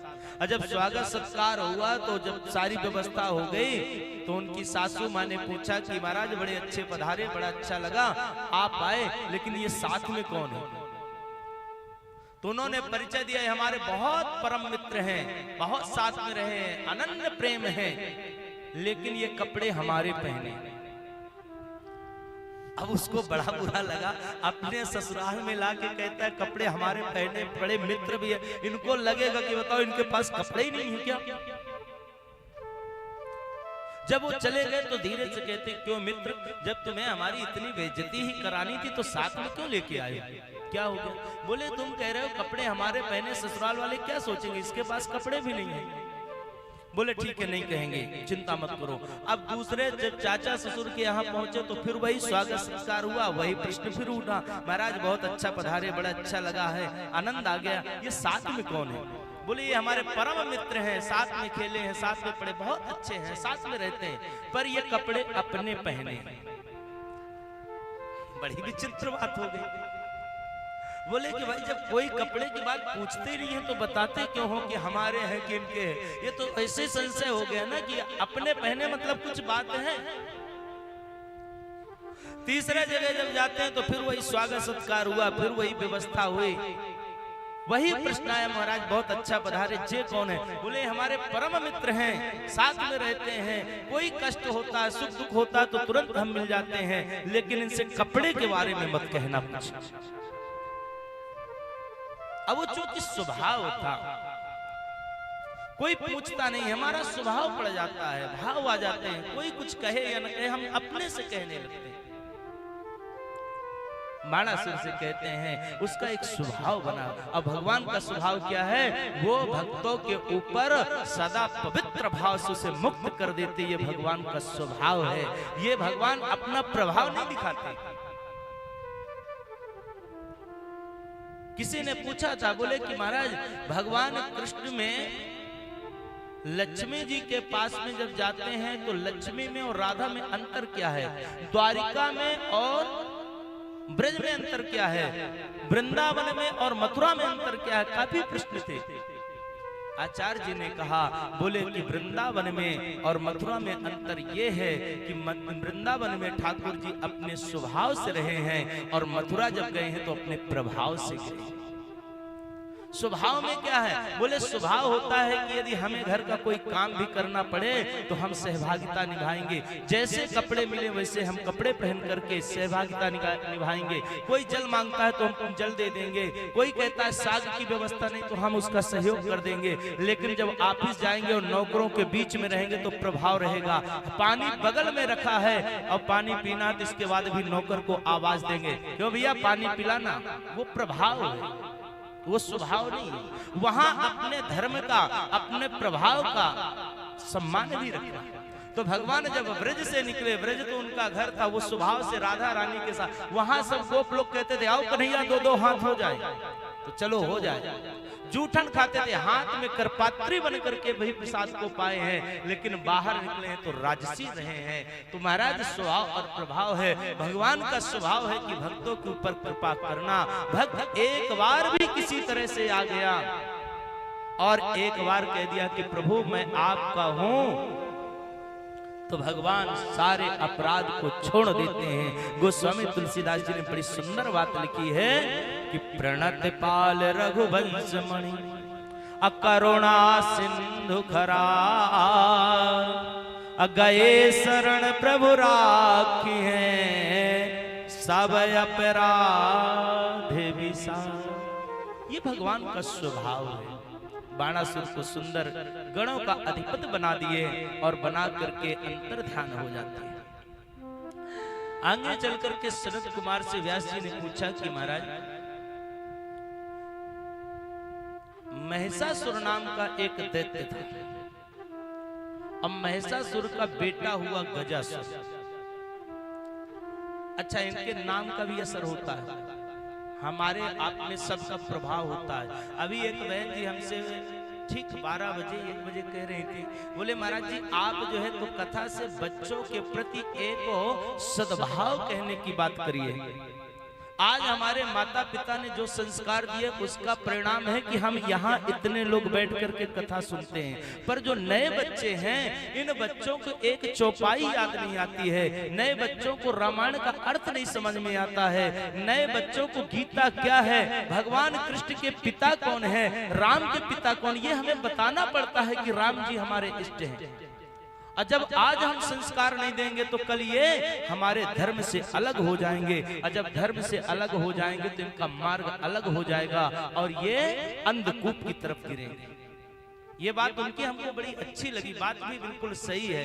अपने घर के बच्चों को कम से कम ज्यादा तो नहीं लेकिन इतना संस्कार बनाइए कि वह अपने माता पिता का सम्मान करना सीखें, अपने गुरुजन का सम्मान करना सीखें, अपने परिवार के वयोवृद्ध का सम्मान करना सीखें और अपने इष्ट को जानें।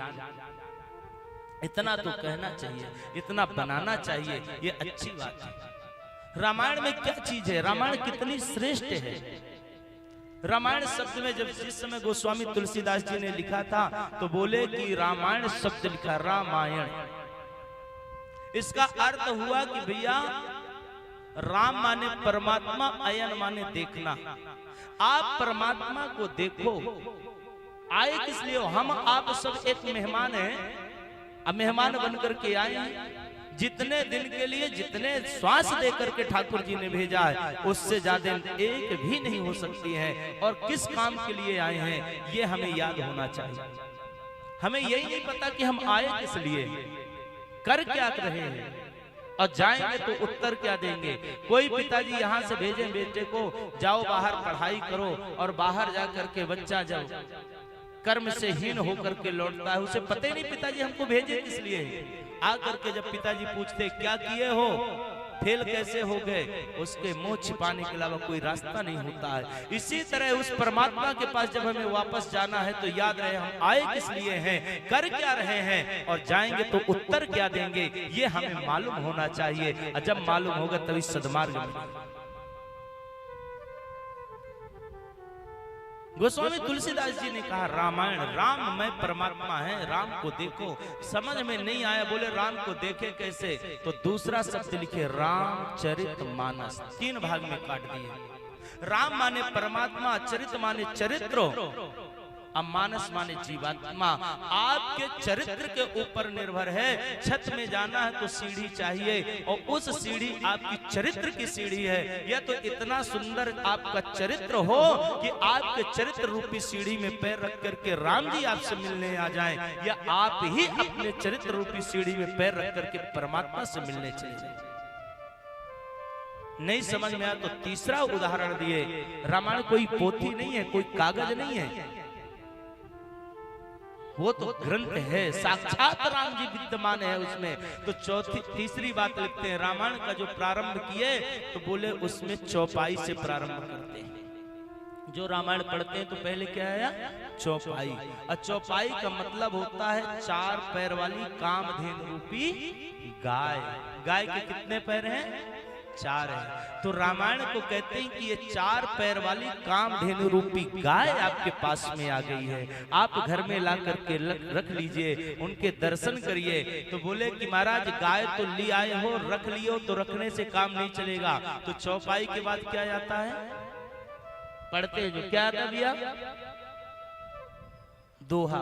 चौपाई के बाद आता है दोहा।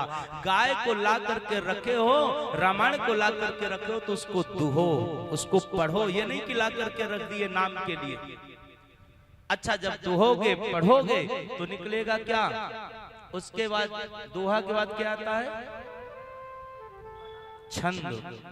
मतलब जिन चौपाइयों का आपने दोहन किया है उन चौपाइयों को छानो। कोई जरूरी नहीं कि सब चौपाई आपके काम की हो, क्योंकि कुछ विद्वानों की बात विद्वानों की भाषा में लिखी होती है, वो हमारे समझ में नहीं आती है, वो विद्वान ही समझ सकता है। और हम जब अपना अर्थ निकालेंगे तो उस अर्थ का अनर्थ निकाल लेंगे। तो गोस्वामी तुलसीदास जी ने लिखा, बोले छंद, उन चौपाइयों को दोहन करो फिर छानो। और छानने के बाद में छंद के बाद क्या आता है, सोरठा, उसे पी जाओ। आजकल भी नहीं कहते बच्चों को कि जब समझ में आए बोले आंख बंद करो, सोट जाओ, दवाई को पी जाओ। तो उन जिन चौपाइयों को आपने छान करके रखा है उसे आंख बंद करके पी जाओ। और जब पी जाओगे तो सोरठा के बाद क्या आता है, श्लोक। जब उन चौपाइयों को पी जाओगे, उन चौपाइयों को पढ़ोगे, हृदय में उतार लोगे तो आपका ये लोक सुधर जाएगा। और जब ये लोक सुधर जाएगा तो परलोक अपने आप सुधर जाएगा, उसको कोई नहीं रोक सकता है। चिंता तो हमें यहाँ से जब हमारे रामायण में एक एक शब्द, माँ कैसे होनी चाहिए, पिता कैसे होना चाहिए, मित्र कैसा होना चाहिए, शत्रु भी हो तो कैसा होना चाहिए। रावण जैसे शत्रु जानकी जी को ले गया तो अशोक वाटिका में रखा है, चाहता तो महल में रख सकता था, लेकिन नहीं, मर्यादा के विपरीत नहीं। और जिस समय राम जी रामेश्वरम में ठाकुर जी का श्रीभूत भावन भोलेनाथ जी का पूजन किए तो जामवंत से पूछा गया कि कोई बढ़िया विद्वान जो हो उसको बुलाइए, उससे यज्ञ का अनुष्ठान पूर्ण हो। संदेशा गया, बोले इस समय सबसे बड़ा कोई विद्वान है तो वो रावण है।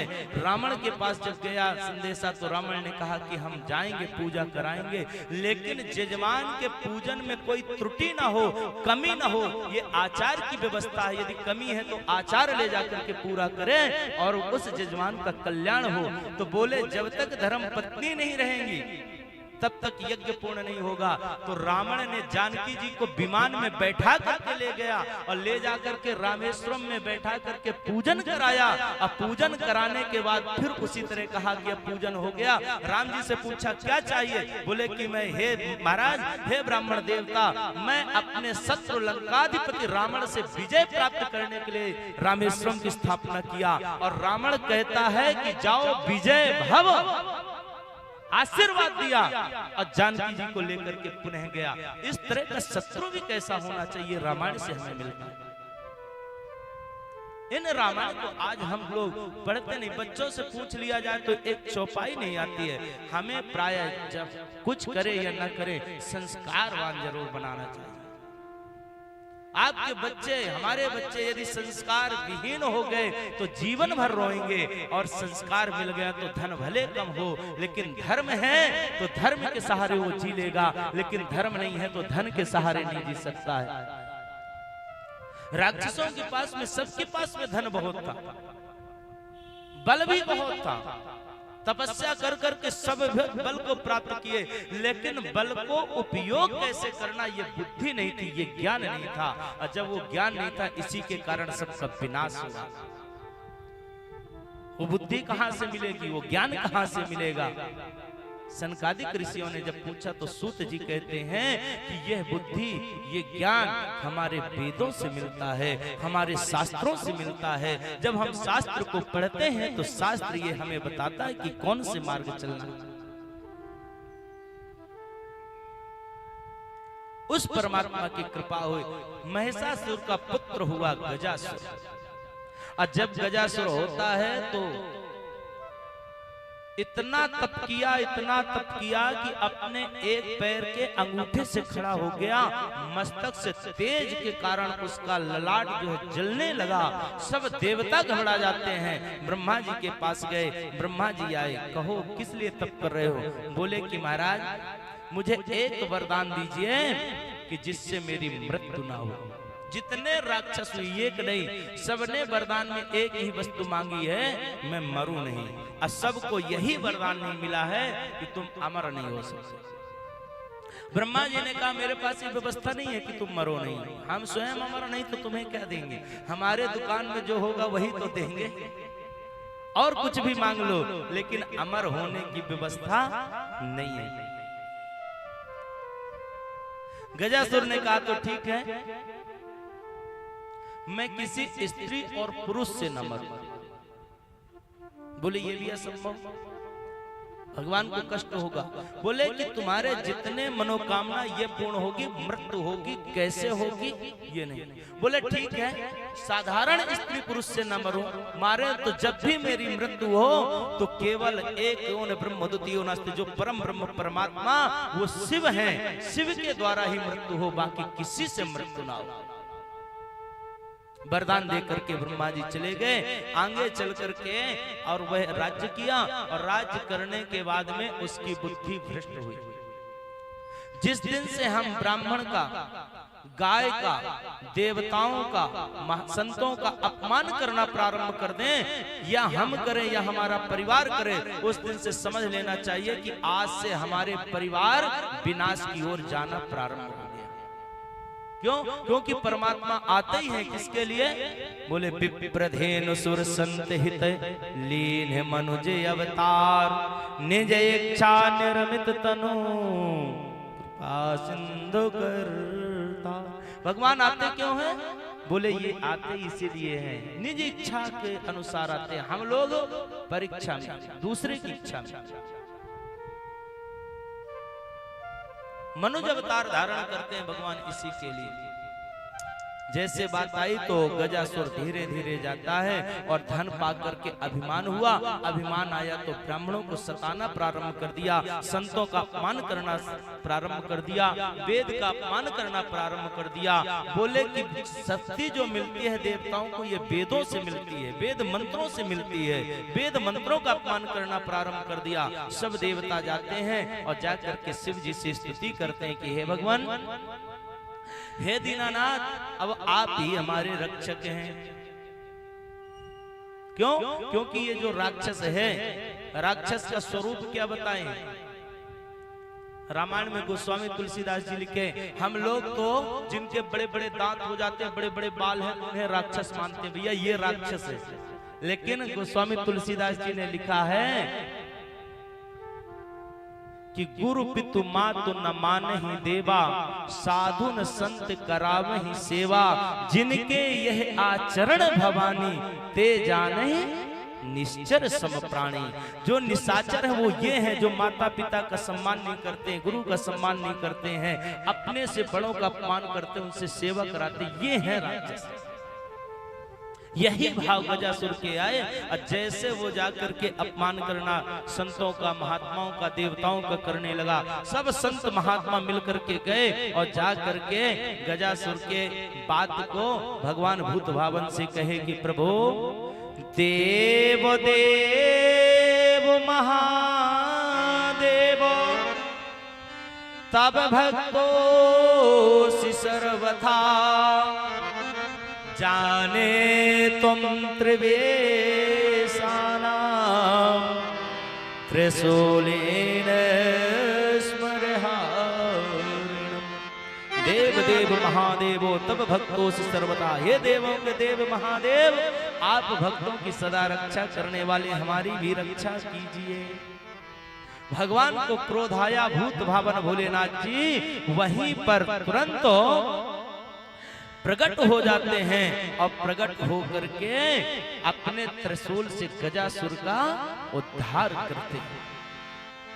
जैसे अपने त्रिशूल से गजासुर का उद्धार किए, सब देवताओं ने मिलकर के स्तुति करी, हाथ जोड़ करके प्रभु आप प्रसन्न हो जाएं। और उसी में भगवान का एक नाम और पड़ा, कृतिवासेश्वर ज्योतिर्लिंग। ये भी कहाँ है? काशी में है।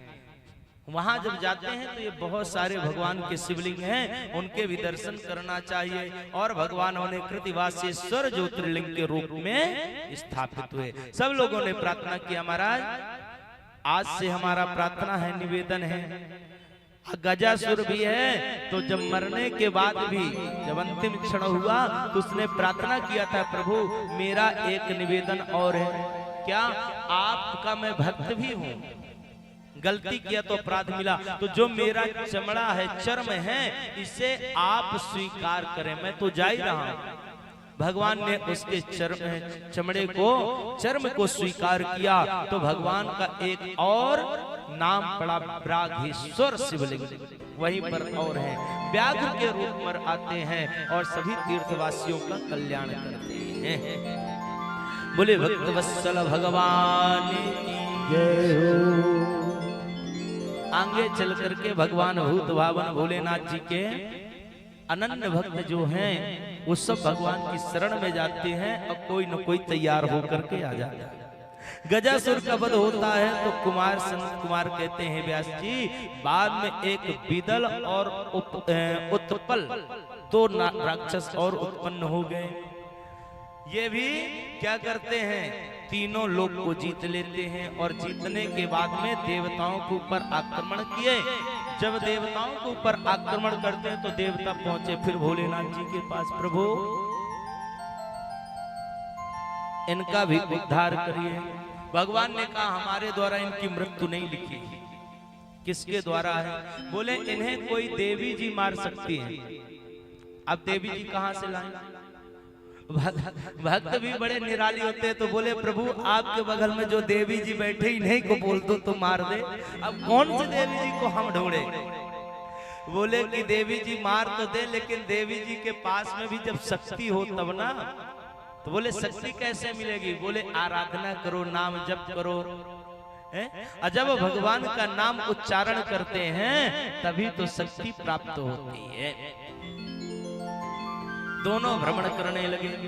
बोले अब यहां से काम बनने वाला नहीं, और जब यहां से काम नहीं बनेगा तो कहां जाएं? सब पहुंच गए। नारम ज्ञानम ददाति नारदः। अब नारद जी के शरण में जाओ, गुरु जी के। जब किसी के भगवान भी बात कोई न सुने तो किसके पास जाएं? गुरु के पास चले जाओ। गुरु जी की बात तो सुनना ही पड़ेगा। और गुरु जी जब जाकर के शिकायत करेंगे ठाकुर जी के, तो ठाकुर जी अब सुनेंगे। इसीलिए उन्हें कंठी और माला दिया जाता है। जहां कंठी माला वैष्णव को देखे तो देखते ही भगवान उसकी बात पहले सुनने लगते हैं। आओ भाई, अपने ही परिवार है। महाराज जैसे ये बात होती है तो नारद जी के पास गए। नारद जी गए तो बोले क्या करें? बोले प्रभु कोई रास्ता निकालो। हे गुरुदेव आप ही कृपा करो। नारद जी ने कहा चिंता मत करो, हम व्यवस्था करते। अब व्यवस्था क्या की है? वे जाते हैं और जाकर के राक्षसों के दोनों के मन में, राक्षसों की बुद्धि बहुत जल्दी फिसल जाती है, जैसे कह दो वैसे करना प्रारंभ कर देते हैं। गए और नारद जी जाकर के माँ पार्वती जी के स्वरूप का इतना सुंदर वर्णन किए, इतना सुंदर वर्णन किए कि दोनों राक्षसों के मन में हो गया कि हमें अब पार्वती ही जी चाहिए। जबकि रावण आदि जितने राक्षस है तो देवियों का अपमान करने के कारण ही विनाश हुआ। लोकाचार में कुछ लोग कहते हैं कि पर नारी पैनी छुरी मत लगाइयो,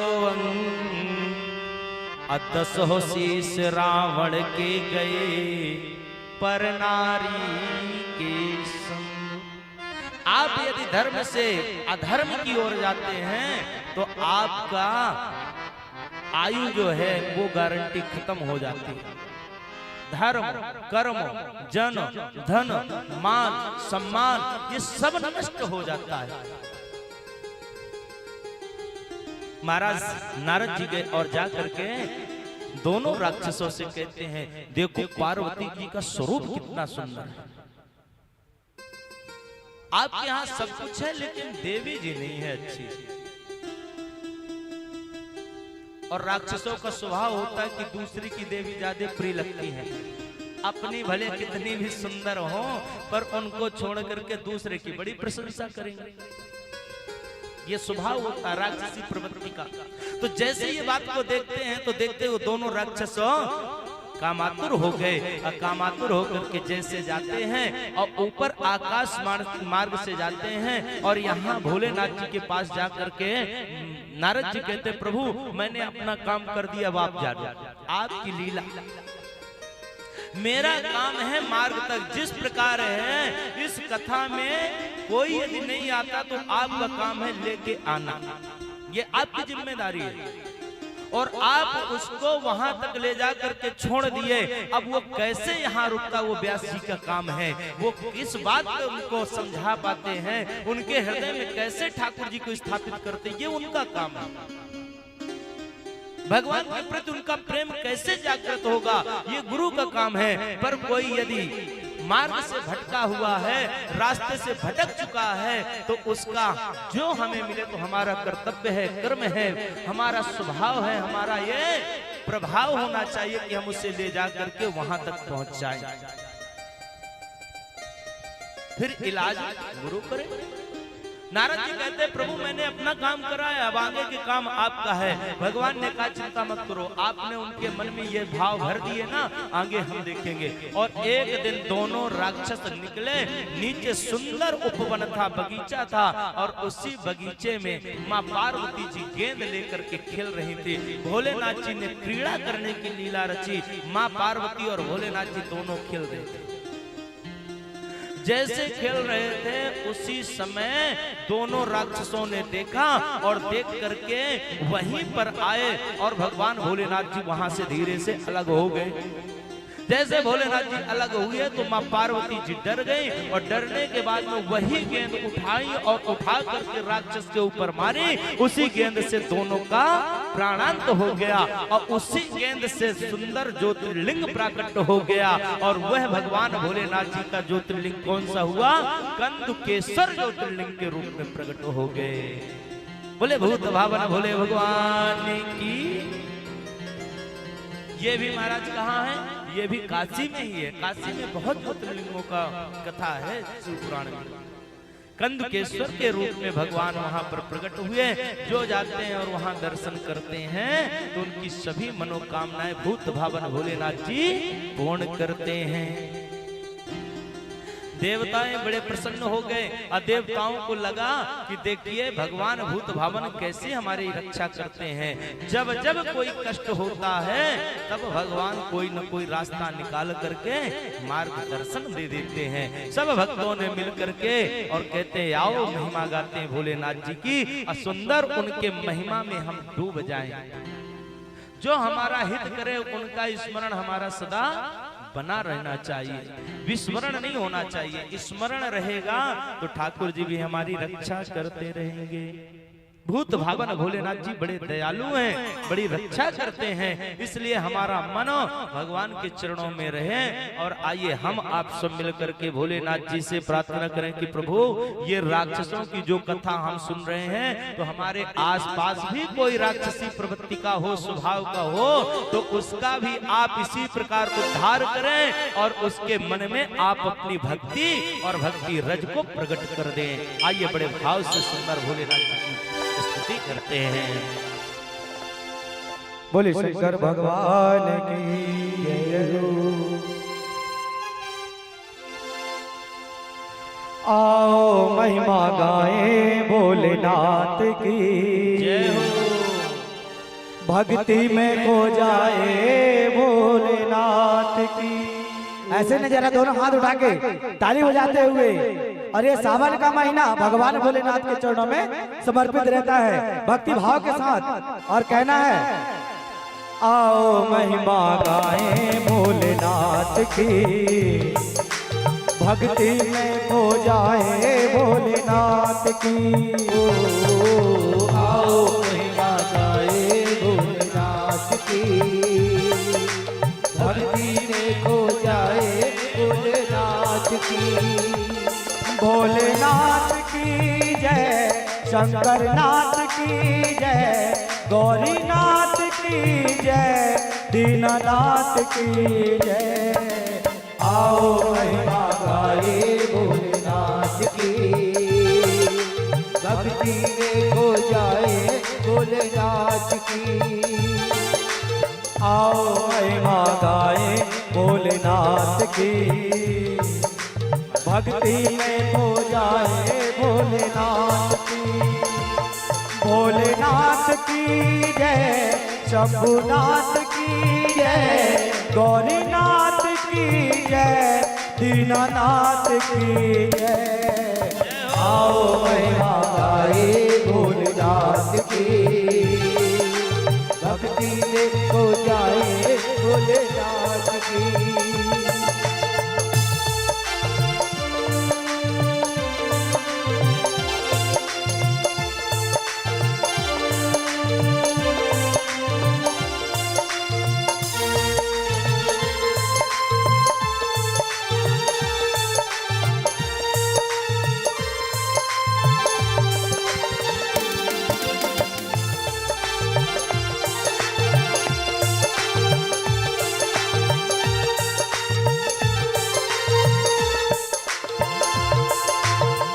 मुख पर तेज है अंग विभूति, गले सर्प की माला।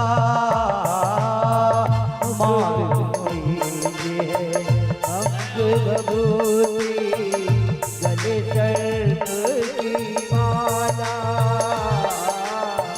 माथे चंद्रमा जटा गंग में, शिव का रूप निराला।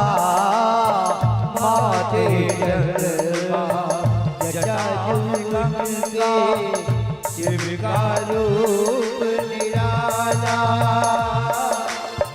अंतर्यामी सबका स्वामी, अंतर्यामी सबका स्वामी, भक्तों का रखवाला।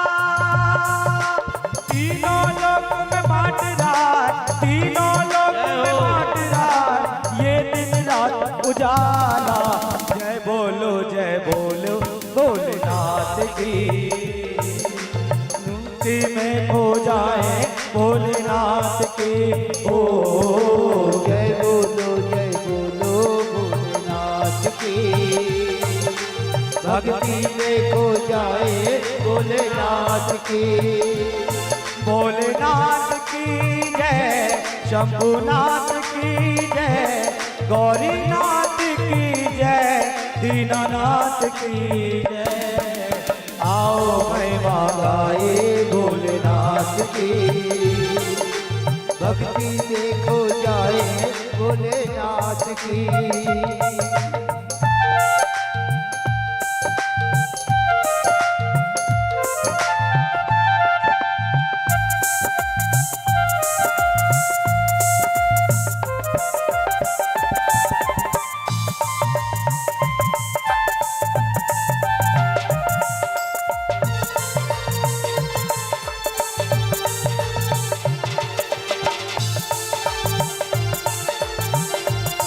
हर हर महादेव।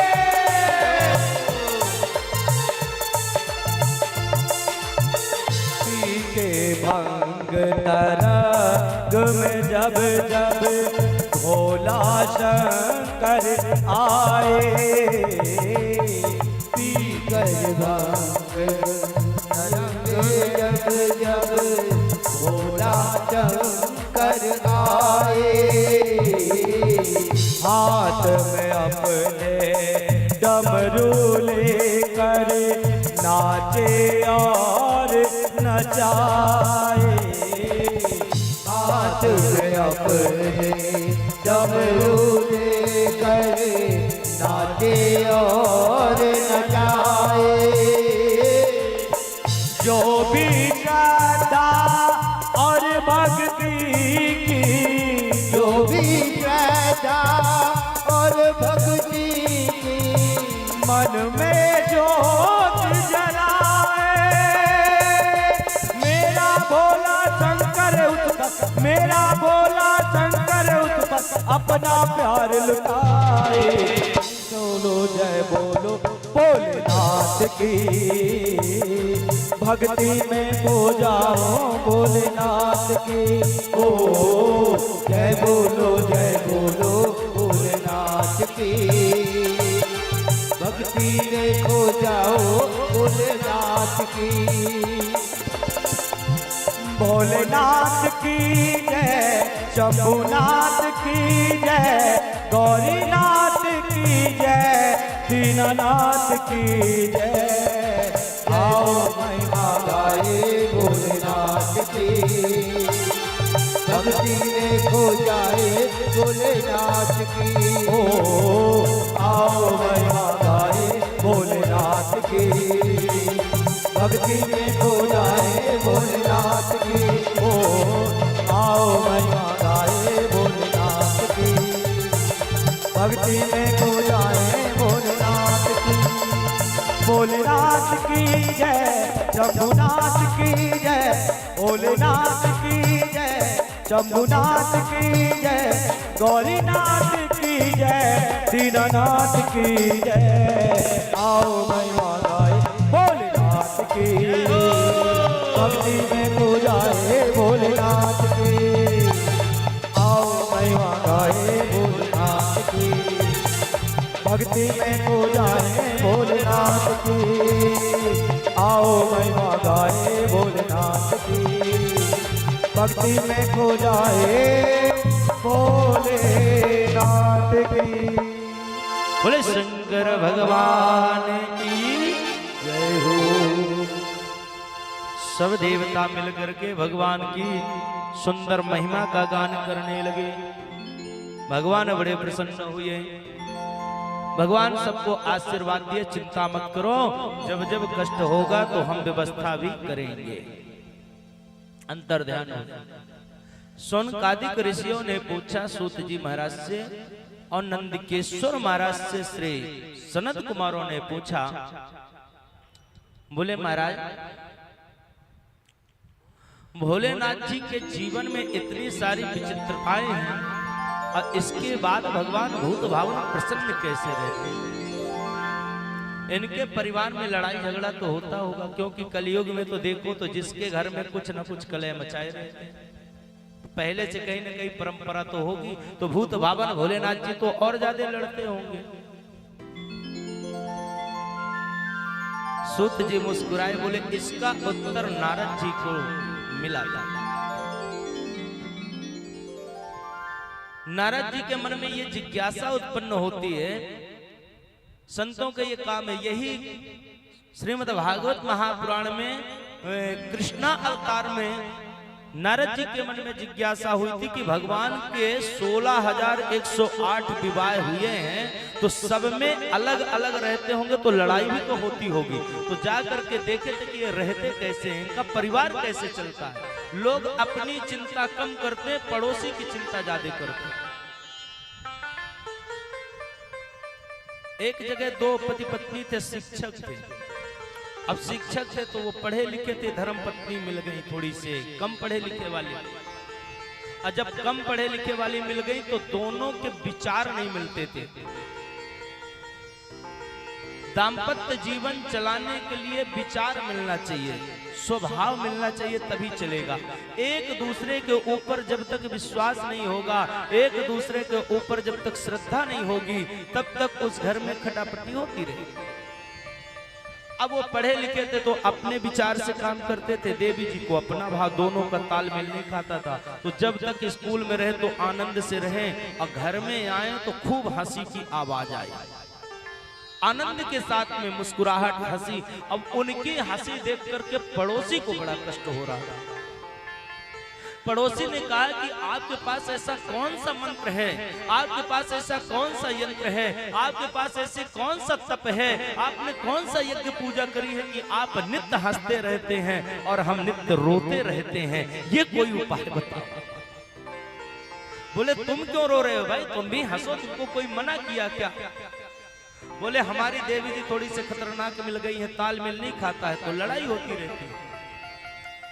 तुम्हारे हंसने का कारण क्या है? तो शिक्षक ने कहा कि ये तो भाग्य से मिली है, हमारे भाग्य में जो लिखा होगा। तो गोस्वामी तुलसीदास जी ने लिखा है कि जन्म विवाह मरण गति सोई, और जो जहां लिखा तहां तस होई। जन्म विवाह मृत्यु ये तो सुनिश्चित है, जिसके जो भाग्य में है तो मिलेगी। अब हम चाहे रो करके जीवन काटे चाहे हंस करके। बोले कि आपका राज्य क्या है? तो शिक्षक महोदय ने राज्य बताया। बोले कि जब हम स्कूल से आते हैं, विद्यालय से आते हैं, और देवी जी को जो बात कहते नहीं सुनती, तो जो पाती वही हमको मारती है, जो उसके हाथ में आता वही मारती है। और जब वो मारती हम उससे बच जाते हैं, हमारे नहीं लगता तो हम हंसते हैं कि देखो नहीं मार पाए हो, और जब हमारे लग जाता तो वो हंसती कि देखो हमने मार लिया। यही राज है और कोई राज नहीं। जीवन को कैसे बनाना है ये उसकी कला, जीवन को सुखमय बनाने का रास्ता आपको ढूंढना, ऊपर से नहीं मिलेगा। तो महाराज नारद जी के मन में एक जिज्ञासा हुई कि देखें शिव जी का परिवार कैसे है, शिव जी रहते कैसे हैं। तो एक दिन गए और जाकर के भूत भावन से बोले, प्रभु आपके यहाँ इतनी विचित्रताएं हैं, फिर आप प्रसन्न क्यों रहते हैं? क्या विचित्रताएं हैं? ऐसा क्या है कि जो हमारे परिवार में कमी है? आप अपना देखो, हमारे बीच में क्यों व्यवधान डाल रहे हो? बोले नहीं नहीं, हम जानना चाहते हैं। भोलेनाथ जी को स्वरूप में यदि वर्णन करें तो सबसे अधिक प्रसन्न कोई देवता है तो कौन है? भोलेनाथ जी। प्रसन्नाननम नीलकंठम दयालम, सदा प्रसन्न रहते हैं। अब बोले कि आपकी प्रसन्नता में इतना कारण क्या? कुछ न कुछ तो राज छिपा होगा, करते क्या हो? भोलेनाथ जी ने कहा, बोले हम एक औषधि रखें, औषधि का पान कर लेते हैं। महाराज कौन सी औषधि, वो भी तो बताओ। ये सबके लिए, भोलेनाथ जी बस के लिए नहीं, सबके लिए औषधि कौन सी, ये हमको बताओ। तो भोलेनाथ जी के में सबसे पहले तो विचित्रताएं आई। क्या आई? बोले कि देखो ये सुख और दुख क्यों है, दुखी भी हैं तो भोलेनाथ जी क्यों? तो बोले भोलेनाथ जी के मस्तक में है चंद्रमा। क्या है? चंद्रमा। और चंद्रमा में क्या है? अमृत भरा हुआ है। अभी जब शरद पूर्णिमा आएगी ना तो सब कोई खीर रखेंगे। आज सुंदर शरद पूर्णिमा का चंद्रमा पूर्ण खिला हुआ, अमृत की वर्षा होगी। तो चंद्रमा में है अमृत। भोलेनाथ जी के मस्तक में क्या है? चंद्रमा। और चंद्रमा में है अमृत। और जरा थोड़ी से नीचे उतरते हैं तो गले में क्या है? विष। विष पान किए तो भगवान भोलेनाथ जी क्या हुए? नीलकंठेश्वर बने, पूरा कंठ नीला पड़ गया। और वहीं से भगवान भोलेनाथ जी बेलपत्र और भांग खाना चालू किया।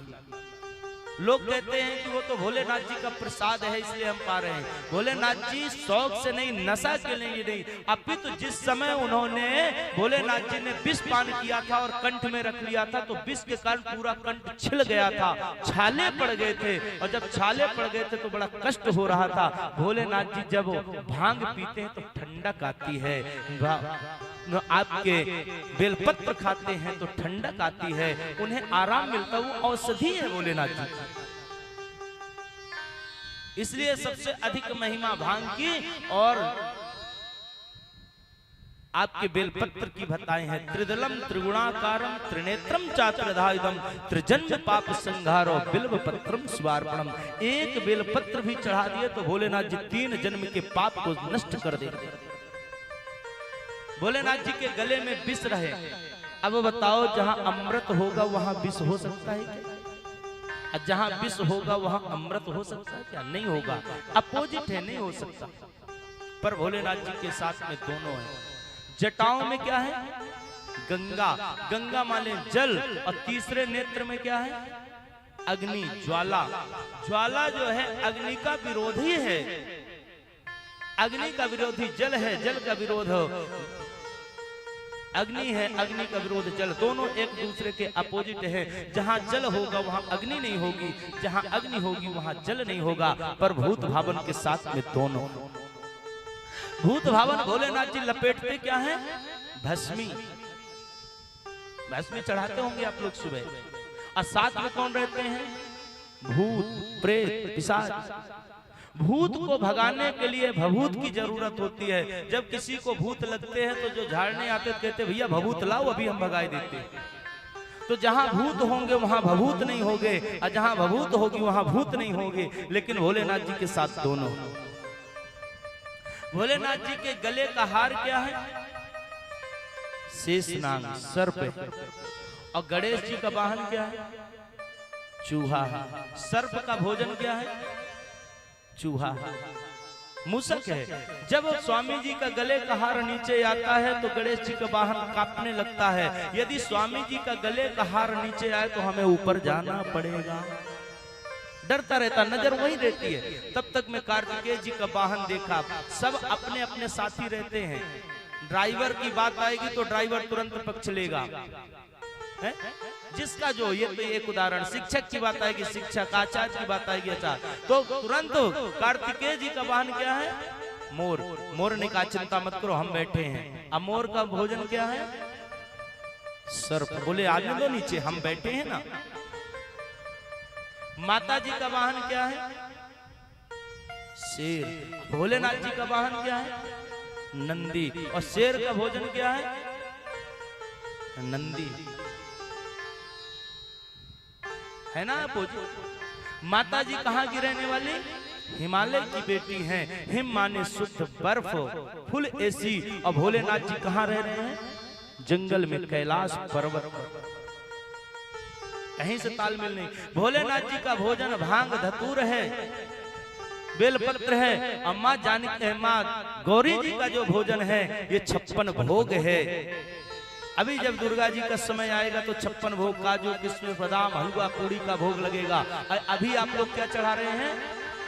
जंगल के कहीं धतूरा के फल तोड़ कर लाते हैं, कहीं मदार के फल लाते हैं, कहीं समी पत्र लाते हैं, ये सब चढ़ाते हैं।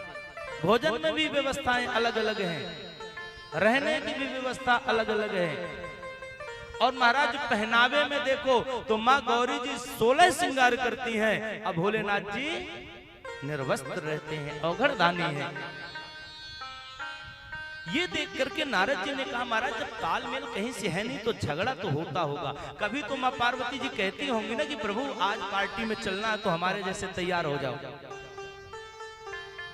आजकल के हैं जब जाएंगे तो बोलेंगे जैसे हम साड़ी पहने ऐसे ही आप भी, मैचिंग का जमाना है तो स्वयं तो मैचिंग होगा नीचे से ऊपर भर।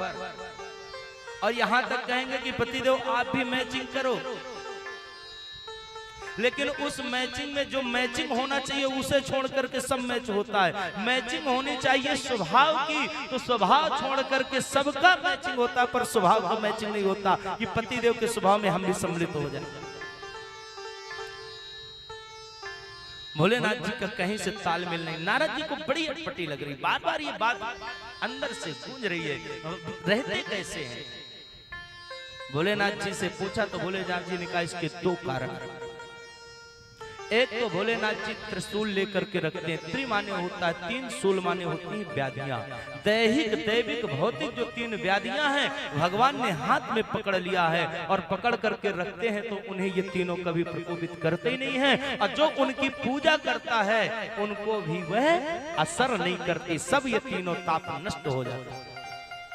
और दूसरी बात है भगवान भोलेनाथ जी डमरू लिए हैं तो डमरू बजाते हैं और दुनिया नाचती है। नाचने वाला बजाता नहीं, बजाने वाला नाचता नहीं है। अभी ये जो बजाते ये नाच नहीं सकते, भले इनकी इच्छा है बजाएंगे, नाचेंगे नहीं। और नाचने वाला बैठा कभी ना नाचता हो, पर जब वाद्य अच्छे बजेंगे तो वो तन से ना नाचे लेकिन मन से वो नाचना प्रारंभ कर देगा। तो बोले जो नाचता वो बजाता नहीं, जो बजाता वो नाचता नहीं। भोलेनाथ जी ने कहा हम डमरू लिए हम बजाते हैं, दुनिया जन्म मरण के चक्कर में नाचती रहती है और हम यहाँ। तीसरा कारण है भोलेनाथ जी कहते हैं हम इसलिए सुखी हैं कि जटाओं को बांधते हैं भोलेनाथ जी। उसका मतलब है कि अपने परिवार को एक साथ में लेकर के चलोगे तो वहां किसी भी प्रकार का कितना भी कष्ट आए लेकिन वो कष्ट स्पर्श करके चला जाएगा। और जब हम अलग अलग होते हैं तभी हम विलग हो जाते हैं।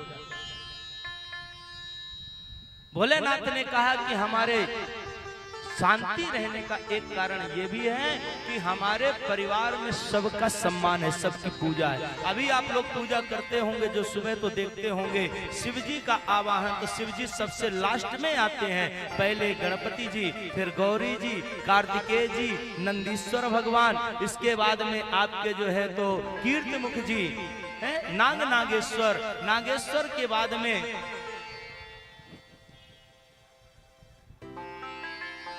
नागेश्वर के बाद में महाराज कुबेर का भी आवाहन होता है, फिर भोलेनाथ जी का। तो मानो भोलेनाथ जी कहना चाहते कि परिवार में जब सबका सम्मान होगा तो उस घर में कितनी भी विपत्ति आए कोई असर करने वाली नहीं होती।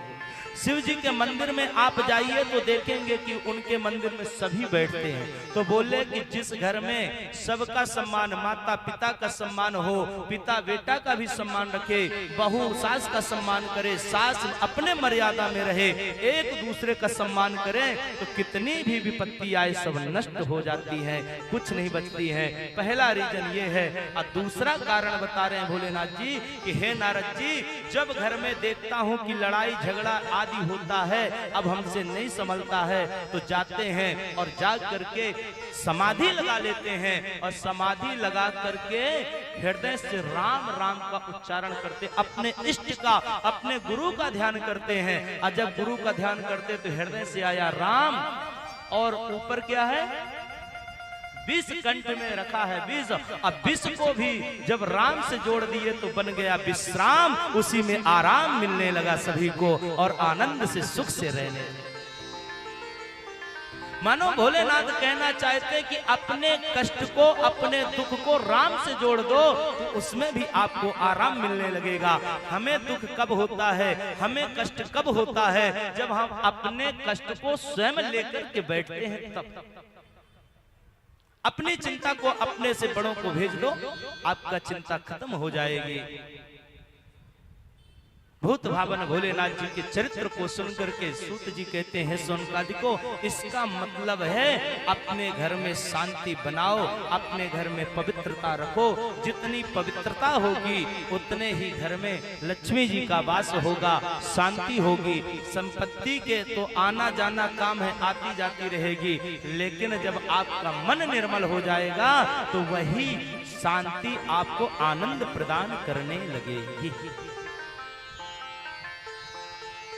आगे चल करके भगवान के अनंत स्वरूप का वर्णन करते हुए कहते, प्रभु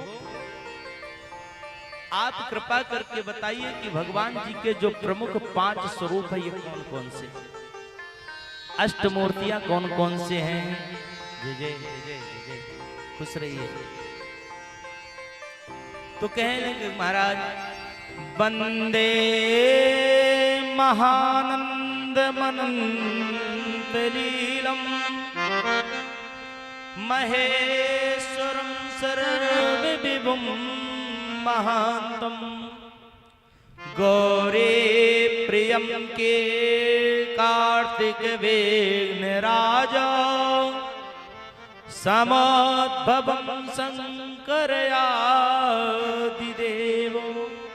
मैं ऐसे परम आनंद स्वरूप अनंत लीलाओं से युक्त सर्वत्र व्यापक महान गौरी प्रिय कार्तिकेय के और गजानन को उत्पन्न करने वाले आदिदेव महेश्वर के चरणों में प्रणाम करता हूँ, नमस्कार करता हूँ। हे सूत जी,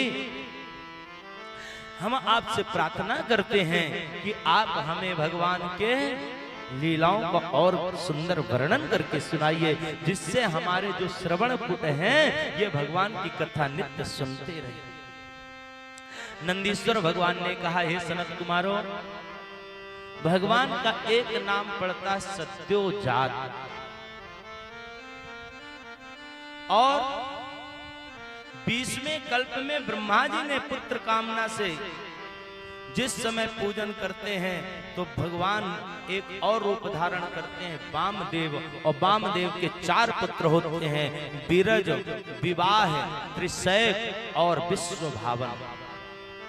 21वें कल्प में ब्रह्मा जी ने पुनः भगवान का स्मरण किए तो तत्पुरुषा अवतार धारण करके भगवान प्रकट हुए और उनके मनोरथ को पूर्ण करते हैं।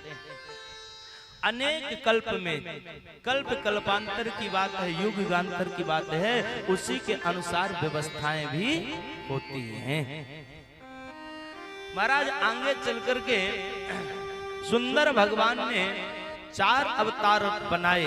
कौन कौन बोले? जटी, मुंडी, शिखंडी और अर्धमुंडी। ये भी भगवान के स्वरूप होते हैं। जटाधारी धारण करते हैं, मुंड के माला धारण करते हैं। और भगवान के जो 5 नाम होते हैं अवतार, ईशान, तत्पुरुष, अघोर, वामदेव और सद्योजात, अलग अलग व्यवस्थाएं होती हैं। आगे चल करके नंदीश्वर कहते हैं कि महाराज इनके 8 मूर्तियां होती हैं। 8 मूर्तियों में से सर्व, भव, रुद्र, उग्र, भीम, पशुपति, ईशान और महादेव के रूप में भगवान प्रसिद्ध होते हैं।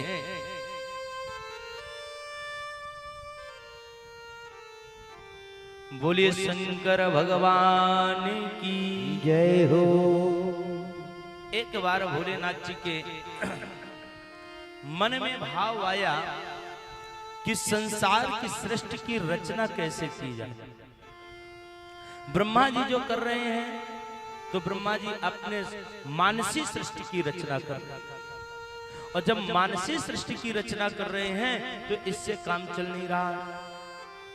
ब्रह्मा जी ने शिव जी को प्रसन्न करने के लिए कठिन तपस्या करते हैं और तप करते करते जब शिव जी प्रसन्न हुए तो प्रसन्न होने के बाद में भगवान प्रकट हुए और प्रकट होकर के बोले कि बताओ तुम्हें क्या चाहिए। ब्रह्मा जी ने कहा प्रभु आपके दर्शन हो गए, इससे ज्यादा हमें क्या चाहिए, आपके दर्शन ही पर्याप्त है। बोले पीछे तो कामना है और कामना ये है कि तुम विचार नहीं कर पा रहे हो कि सृष्टि की रचना कैसे करें, सृष्टि की रचना की चिंता में पड़े हो।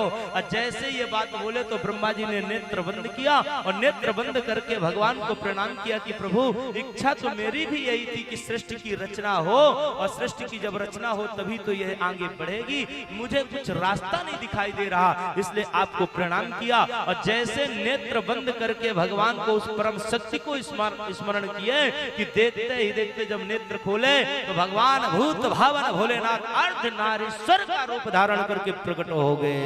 बोले अर्धनारीश्वर भगवान की जय हो। ब्रह्मा जी ने स्तुति करी भगवान सर्वा सामेव शक्ति नाम त्वत्तः खलु समोद्भवः तस्मात् मां परमां शक्तिं प्रार्थयामखिलेश्वरी। हे ब्रह्मा जी जब तक शिवा नहीं आएगी, शक्ति नहीं आएगी, तब तक शक्तिमान अधूरा है। जब तक नारी नहीं आएगी घर में तब तक घर की शोभा नहीं हो सकती है। कितना भी धन हो, कितना भी बल हो, लेकिन जब तक नारी नहीं होगी तो उस घर की लक्ष्मी, आप चले जाओ और कितना भी सुंदर घर में जाओ पर उस घर में नारी नहीं होगी तो उस घर की रौनक नहीं दिखेगी।